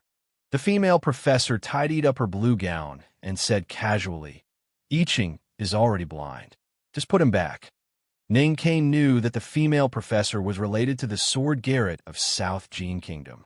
Since Chao Xiaoshu was still alive and Lu I-Ching was blind, he had already paid the price. Under such circumstances, no matter how arrogant the academy was, there was no reason for them to continue imprisoning him. If they really wanted to put Lu Bai's brother under house arrest until he was old, did they really think that the Sage of Sword had no temper? The female professor looked at him and asked, "Is there a problem?" "No problem," Ning-Ke said respectfully. "I will go to the back of the mountain to ask the teacher." The female professor said, "The headmaster wants me to ask for your opinion. Do you have any questions?" Ning-Ke was stunned and said, "I have no problem." The female professor smiled, the wrinkles on her face like flowers, and said, "Is it all right?" Ning-Ke said seriously, "I will." They followed the stone path up the cloud gate array and entered the back of the mountain of the academy. They walked around the mirror lake and looked at the waterfall. Ning-Ke bowed and said, "Yi Hongyu has come to Chang'an." The only response he got was silence, as well as the wind blowing from the valley towards the thatched cottage. There was someone in the cottage, but no one was willing to talk to him. The headmaster of the academy sat in the cottage, motionless despite the wind blowing around him. His hair and beard fluttered in the wind, and he looked intoxicated, like an immortal. However, what was placed in front of him was not a zither, but a messy dining table. Eldest brother and second brother sat beside the headmaster of the academy. The news that the Tao addict had left the West Hill Divine Palace and come to Chang and did not surprise the three people in the cottage at all, let alone shock them. Ning-Ke thought in distress. It seems that this can really solve the problem. However, you think it is a small matter, but for me, it is a big headache. He coughed twice and said loudly again, "Ahem, she is living in my house now." Second brother looked at him coldly and said unhappily, "Can't you see that the teacher is doing something important?" Ning-Ke thought to himself, what important matter could there be in front of a table full of leftovers? It is nothing more than the headmaster of the academy bragging about his cooking skills, and you and eldest brother are flattering him. The headmaster of the academy waved to the outside of the cottage and said, "The strawberry smoothie is just about to melt. It is the most delicious time. You are lucky. Come in and have a bowl." Ning-Ke was not in the mood to eat the strawberry smoothie, so he helplessly took Sang-Sang into the cottage. Second brother looked at him and sighed in his heart. He walked to the table and moved the leftovers aside. Then he half knelt down and began to divide the strawberry smoothie in the big porcelain bowl into plates. The first plate was, of course, dedicated to the great teacher, the second to the great eldest brother, and the third to the great second brother. There was not much smoothie left in the big porcelain bowl. Ning Ke scooped it into a plate and was about to take it aside to eat. Unexpectedly, he heard the headmaster of the academy say, "Give it to the girl." Ning Ke was startled and handed the plate of smoothie to Sang Sang with a bitter face. Sang Sang smiled embarrassedly and then picked up the bamboo spoon. She scooped a spoonful of smoothie and put it in her mouth. After tasting it carefully for a moment, a happy smile appeared on her slightly tanned face. Ning Ke asked curiously, "Is it really that delicious?" Sang Sang held the plate in one hand and the spoon in the other. She nodded seriously. Ning Ke lowered his voice and said, "Feed me." Sang Sang looked at the headmaster of the academy and said with her head down, "This is for me." Ning Ke was annoyed and sneered, "Eat more if it's delicious." The headmaster of the academy was very happy to see Sang Sang eating happily. He waved his hand and said, "Eat less even if it's delicious. Girl, the coldness in your body has not been completely dispelled. It's not good to eat too much of these cold things." Sang Sang gently agreed and carefully picked out the strawberry pieces from a smoothie.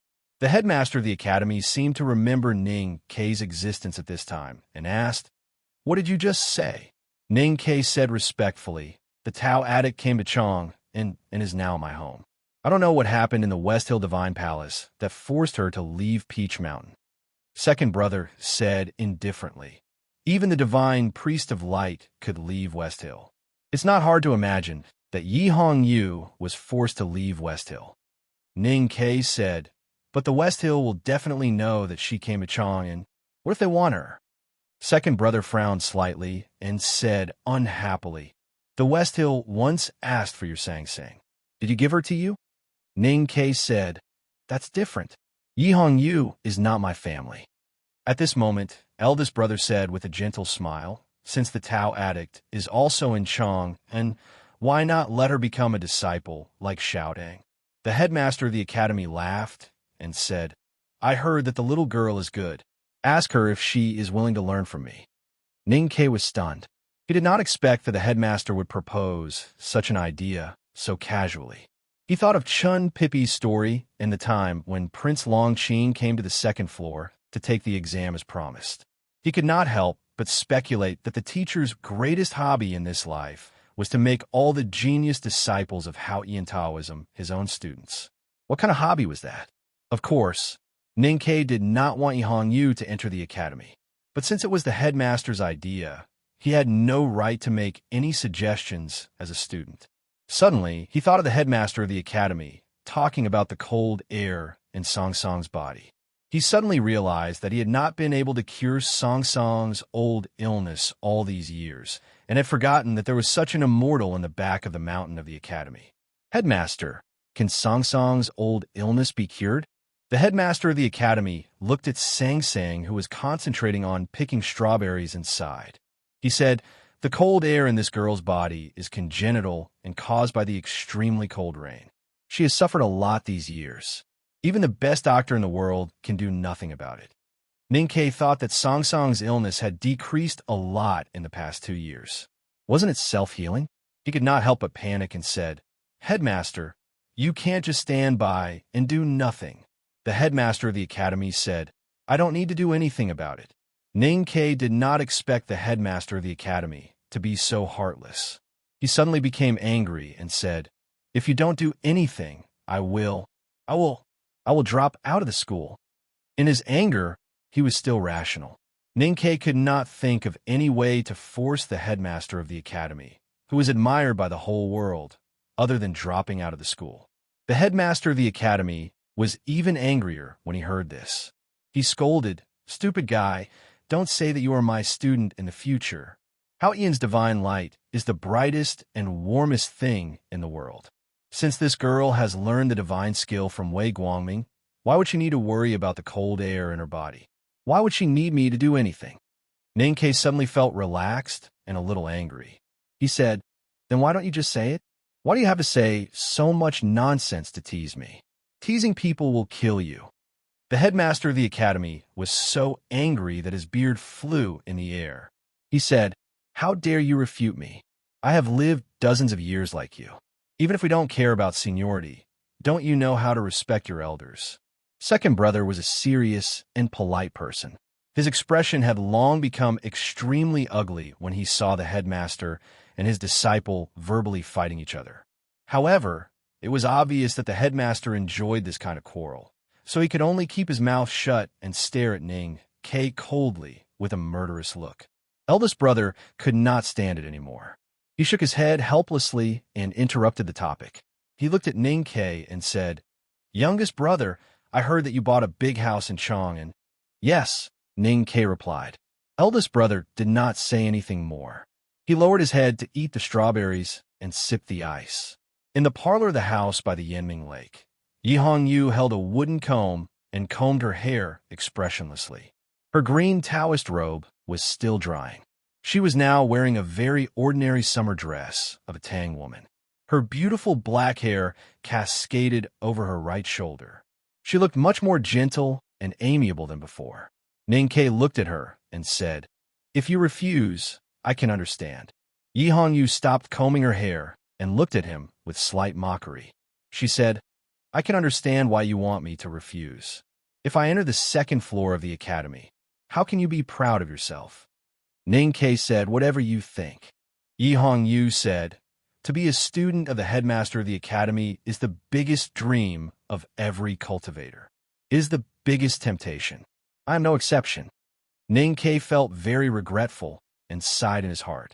Yi Hongyu looked at the wooden comb in her hand quietly and said, "But unfortunately, I can only refuse." Ning K laughed happily and said, "I am also very regretful. Do you know why?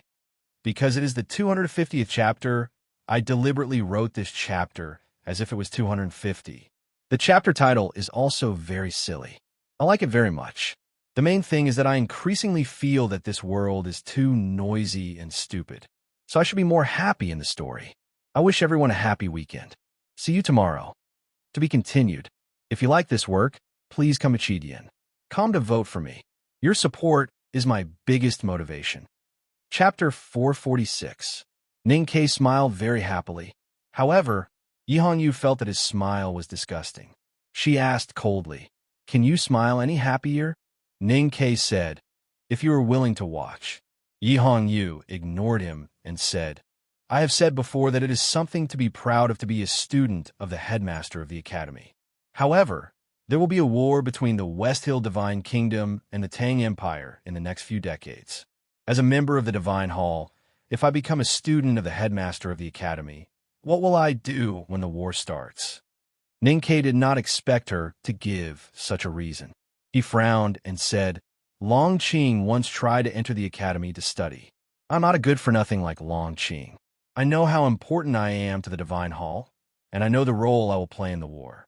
Yi Hongyu said expressionlessly, "I am also not an idiot like Qin Pipi.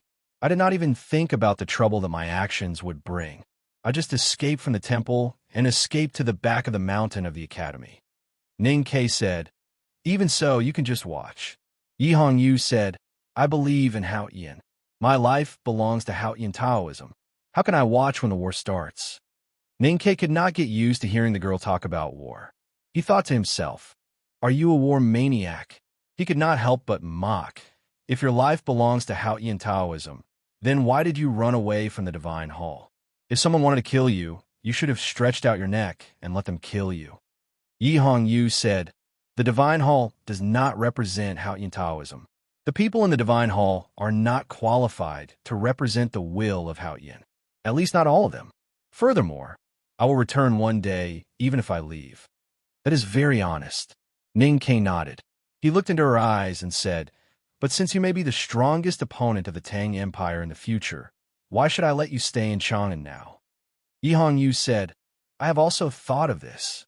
So I have decided that if you become my enemy on the battlefield in the future, I will spare your life."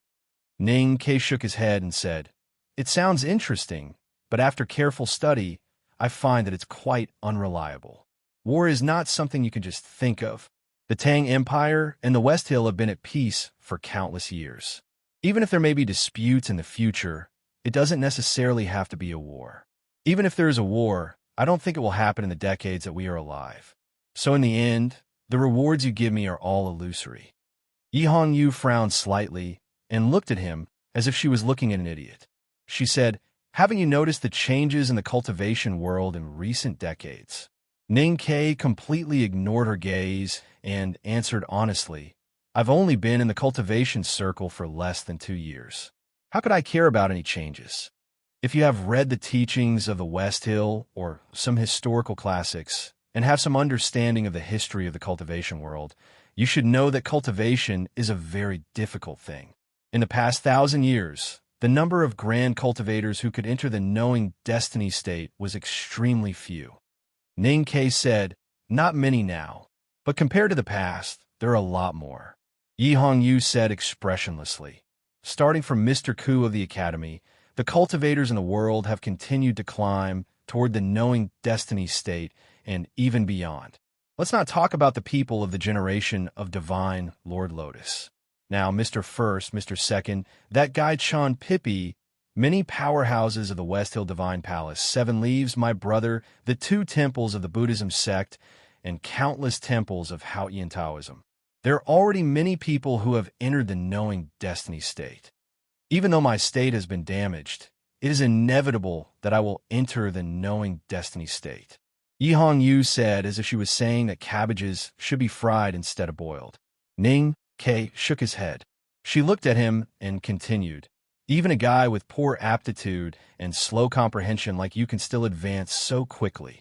I think there will be a day when you will also enter the knowing destiny state." "What are you trying to say?" Ning Ke asked confusedly. The overall strength realm of the cultivation world has been constantly improving over the past few decades. Although the experts of the previous generation are still at the top, a new generation of experts has already emerged on the ground like the stars in the sky. Yi Hongyu said, "Everything in the world is fixed. Haotian's fate has already arranged their positions. Why are there so many powerhouses? I can't explain it now. I only know that when the stars are crowded in the starry sky, they will definitely collide and attack each other. With so many powerhouses appearing in the world, there will always be a need for war to wipe out the weaker ones." Ning Ke was silent for a long time after listening to these words. He did not completely accept Yi Hongyu's seemingly calm, but actually fanatical reasoning. But deep in his heart, he vaguely felt that something was indeed going to happen in the cultivation world. Yi Hongyu looked at his eyes quietly and said, "I don't care about the fate of others. But since Hao Ian wants me to be one of the stars, then I must be the brightest one." Ning Ke looked up at her and said seriously, "If there is a day when we really fight, then no matter who wins, let's look at the fallen stars in the sky and reminisce." Yi Hongyu's reason for refusing to enter the academy had left a shadow in Ning Ke's heart. That shadow was not a shadow, but just vaguely pointing to some mountain wonders in front of him. It did not make him feel vigilant or uneasy. Instead, it made him, like Yi Hongyu, have an infinite desire for the unknown future. But he had to hide that shadow deep in his heart, because he had more urgent things to deal with now. Today at the back of the mountain of the academy, eldest brother asked about the new house by Yanming Lake. Ning Ke casually answered, and eldest brother did not continue to ask. The conversation seemed casual, but Ning Ke knew that it was definitely not the case. Although eldest brother did not say anything from the wilderness to Chong, and Ning Ke had begun to confirm that he knew about the story between him and Xiaoho. Even if he did not know about the story from more than a decade ago, he knew about the story in the recent 2 years. Eldest brother knew what he wanted to do. He was even sure that eldest brother had vaguely guessed his intention of buying the house by Yanming Lake. But whether it was eldest brother, second brother, or the teacher, everyone at the back of the mountain of the academy remained silent about his actions. The academy respected the law of the Tang Empire. Eldest brother would not agree with Ning Ke's actions, such as the assassination of Huang Xing and Yu Shueju, but there was no evidence to point to him. Ning Ke knew that the decision he made was not in line with the philosophy of the academy. Letting Xiaoho retire was an agreement that eldest brother had reached with him on behalf of the academy. Cutting off all the past, erasing the old stories of the devil's doctrine in West Hill, and letting the world move toward a stable future was the best choice for the Tang Empire. Unfortunately, that would never be Ning Kei's choice. The next morning, Chun Pippi brought Tang Xiaodang to the shore of Yiming Lake. He looked at the two broken gates and scratched his head in confusion. "What's going on?" he asked. The reason why he went to Yiming Lake again was that after thinking hard for a day and a night, he thought he had figured out those things. He could bravely and fearlessly answer Ning Kei's questions in the Lotus Field boat. He was anxious to show his loyalty in front of Ning Kei, so he did not care too much about the damage to the door. Since the door was broken, there was no need to wait for the owner to open the door. Chun Pippi stretched out his fat legs and kicked randomly, making the already broken door even more broken. He kicked out a space that was just big enough for a person to pass through, and then carefully held Tang Xiaodang's hand and walked in. Tang Xiaodang thought to herself that she had cultivated the divine skill of the Enlightenment doctrine. Even if these wooden stubs pierced 8,000 holes in his fat body, they would not leave a trace on her body. There was no need to be so careful. Although she thought so, the little girl had no intention of objecting. She obediently let Chun Pippi hold her hand and walked into the courtyard. The air after the rain was so fresh, and the two black and beautiful long braids kept swaying in the fresh wind. Walking through the corridor, they met Sang Sang. Chun Pippi did not want Tang Xiaodang to hear what he wanted to say to Ning Kei, so he asked Sang Sang to take Tang Xiaodang to the lake to catch frogs. Sang Sang led Tang Xiaodang to the lake bank. Suddenly, she felt as if she had forgotten something. She subconsciously looked back, only to see that Chun Pippi had already entered the main hall. Crossing the threshold, Chun Pippi saw a girl in handmaiden clothes drinking porridge at the table. He asked curiously, "A new maidservant?" Ning Kei looked up at him in shock. Chun Pippi did not wait for him to reply.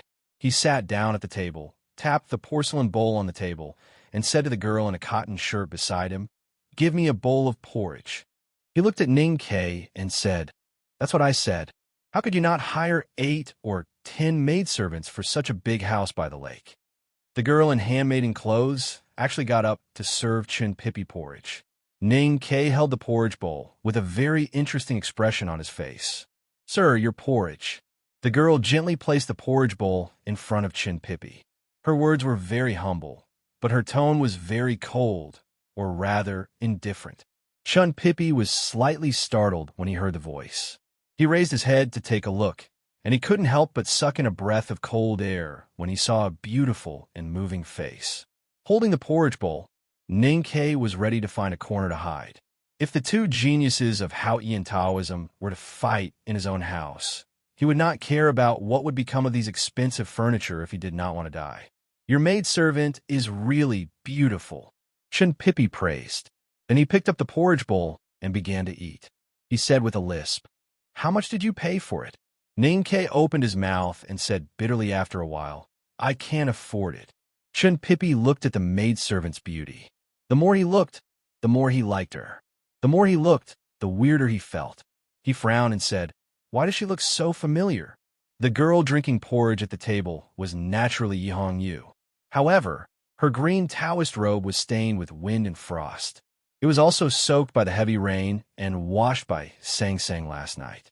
Thus, she was wearing Song Song's handmaiden clothes. Although it was a little small, it made her look even more timid and attractive.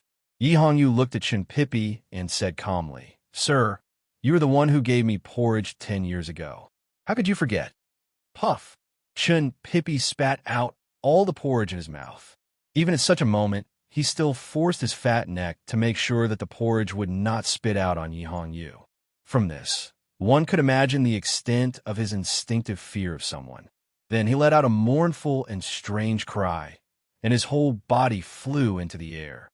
He hit the thick and heavy beam, and like a rubber ball, he fell back to the ground. Without the slightest pause, he rushed out of the main hall with a whistling sound. The water and electricity were cut off for a day and a night. All the phones in the house were out of battery. I can't even wash my face or brush my teeth. I can't even flush the toilet. What a miserable world. I thought that there would be electricity, but there was no electricity. I waited until the flowers were broken and the toilet was full. At dawn, I finally plucked up the courage and climbed down the tall building in the dark. The hotel opposite was full, so I went to another hotel and finally found this room. So I updated. I will buy breakfast for my parents and pick up the leader to come to the hotel. Then I will keep an eye on the electricity. I will be very busy and sad, but I will still write. I just don't know how much I can write. Now I realize that as long as there is electricity, other difficulties are nothing. To be continued. If you like this work, please come to Chidian. Come to vote for me. Your support is my greatest motivation. Chapter 447. Although the house by the Yinming Lake had not been completely demolished and rebuilt, many places have been renovated. The main hall, the parlor, and the study were all newly built. The thick beam in the hall had been painted, so there should not be too much dust on it. However, it was raining dust at this time. It was hard to imagine how hard Chinpipi had hit the beam when he jumped into the air like a frightened fat rabbit. The fat figure could not be seen in the spacious main hall, but the wind was still lingering. Ning Kei, who was sitting at the table, held the bowl of porridge and felt the sticky moisture on his face. He wanted to throw the bowl to the ground. After Chinpipi flew out of the main hall, he flapped his sleeves and kept making strange sounds. He was like a fat bird sprinting towards its food. His feet did not touch the ground, and he rushed towards the lake embankment, leaving a trail of dust behind him.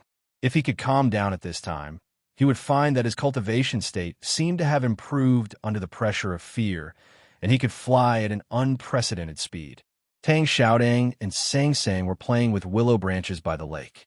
The two girls were like real children, singing a song, looking childish and cute. Chinpipi flew to Tang Xiaodang and stopped. He grabbed her hand and said, "Let's go." Tang Xiaodang looked at him with her eyes wide open and asked, "Where to?" Chinpipi's answer was unusually concise and powerful. "Back to the academy." "Why?" Tang Xiaodang was even more puzzled. Chinpipi said in a trembling voice, "There's a monster in this house." If she was an ordinary girl who had just fallen in love, she would not think about whether her partner's words were credible or not. Instead, she would instinctively act timid and follow him. But Tang Xiaodang was not an ordinary girl. She had vowed to become the most powerful woman in the world. Instead of being afraid, her eyes suddenly brightened when she heard that there was a monster in the house. She said happily, "If there is a monster, then we should fight it. Why should we run?" Chinpipi looked at Tang Xiaodang's braids swaying in the wind and was extremely distressed. He wanted to run, but he had to stop, because if Tang Xiaodang did not run, how could he run? At this moment, Ning Kei and Yi Hongyu took a shortcut from the side door of the main hall and walked towards the lake. Tang Xiaodang looked at the beautiful girl in the handmaiden uniform beside Ning Kei and was confused. She rubbed her eyes subconsciously and confirmed that it was Yi Hongyu. She could not help but be surprised, and her already bright eyes became even brighter than the sun in the lake. She slowly clenched her fists.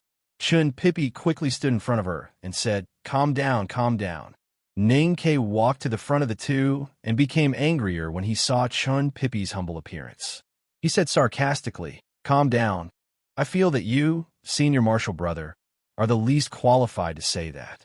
Chinpipi had never been willing to suffer losses in front of Ning Kei, let alone in front of Tang Xiaodang. He was even more unwilling to lose face. The man's vanity and pride successfully alleviated some of his fear. He turned around and stared into Ning Kei's eyes, but he refused to look at Yi Hongyu, who was beside him. "How am I not calm?" Ning Kei sighed and said, "It is not that you are not calm. You are afraid. I don't understand what you are afraid of. This is Chong and not West Hill."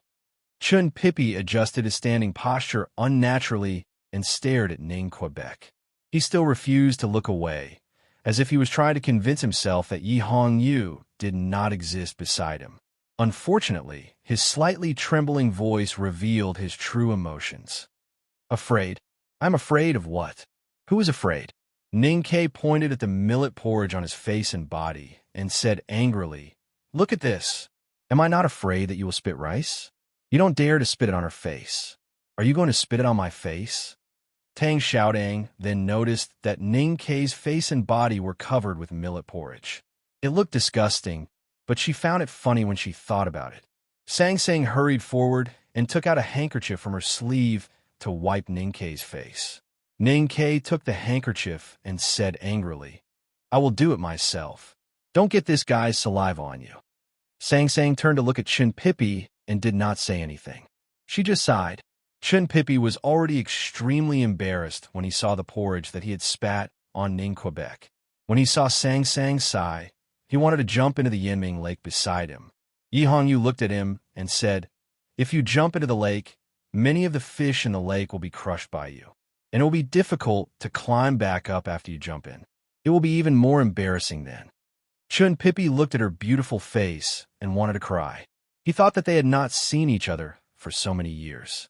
How could she still know what he was thinking? Tang Xiaodang looked at him and asked in confusion, "Are you really going to jump into the lake?" Chun Pippi nodded obediently. Yi Hongyu was a little surprised and said, "You are much more honest than when you were young." Chun Pippi was embarrassed and angry. He gathered his courage and retorted, "When was I not honest when I was young?" Yi Hongyu said calmly, "You peeped at me bathing when you were young." Everyone was silent. The lake was also quiet. The willow branches on the embankment swayed gently in the wind. The wind was not still. Tang Xiaodang looked up at Chun Pippi and asked, "Did I look good?" Chun Pippi nodded honestly and said, "Yes." Tang Xiaodang said, "Is that why you ran away when you saw her?" Chun Pippi nodded again. Tang Xiaodang thought for a while and said, "Then you fell into her trap. I fought with her and know that she is a female gangster. Maybe she deliberately tricked you to look." Chun Pippi was a little confused. He scratched his head as if he had discovered the truth. Yi Hongyu said calmly, "Fatty Chun, do you think so too?" Chun Pippi thought about it seriously for a long time, then shook his head honestly and said, "Although we both know very well that you were indeed thinking of a way to drive me away, peeking at you was indeed my own decision. I didn't think of anything else at the time. I just wanted to humiliate you." Then he hurriedly added, "Because you often humiliated me in the monastery." Tang Xiaodang turned and walked to the other side of the embankment. Chun Pippi was anxious and said, "I was still a child then." She was not old either. Ninkei's gaze fell on Yi Hongyu's chest. He wondered how big it was a few years ago. Yi Hongyu felt his gaze and was slightly angry. Ninkei coughed twice and looked at Chun Pippi. He sighed and said, "It turns out that the two of you had such a past. Then I can't help you. Although you were young at that time, such an ugly behavior is really hard to accept." Sang Sang looked up at him and shook her head. She said, "When you were young, you peeped at those sisters bathing. You asked me to keep watch outside the female bathhouse." Ninkei showed an awkward expression and walked to Chun Pippi's side consciously. "The electricity is on. I went home from the hotel. When the elevator stopped, I climbed up to buy food for my parents. My whole body is sore today. I am really tired. Let me write slowly. Also, today is Monday. Please vote for me." To be continued. If you like this work, please come to Chidian. Come to vote for me. Your support is my biggest motivation. You're tuning in to the Warrior Lore YouTube channel. Don't forget to subscribe and join us on this journey to catch the most captivating stories.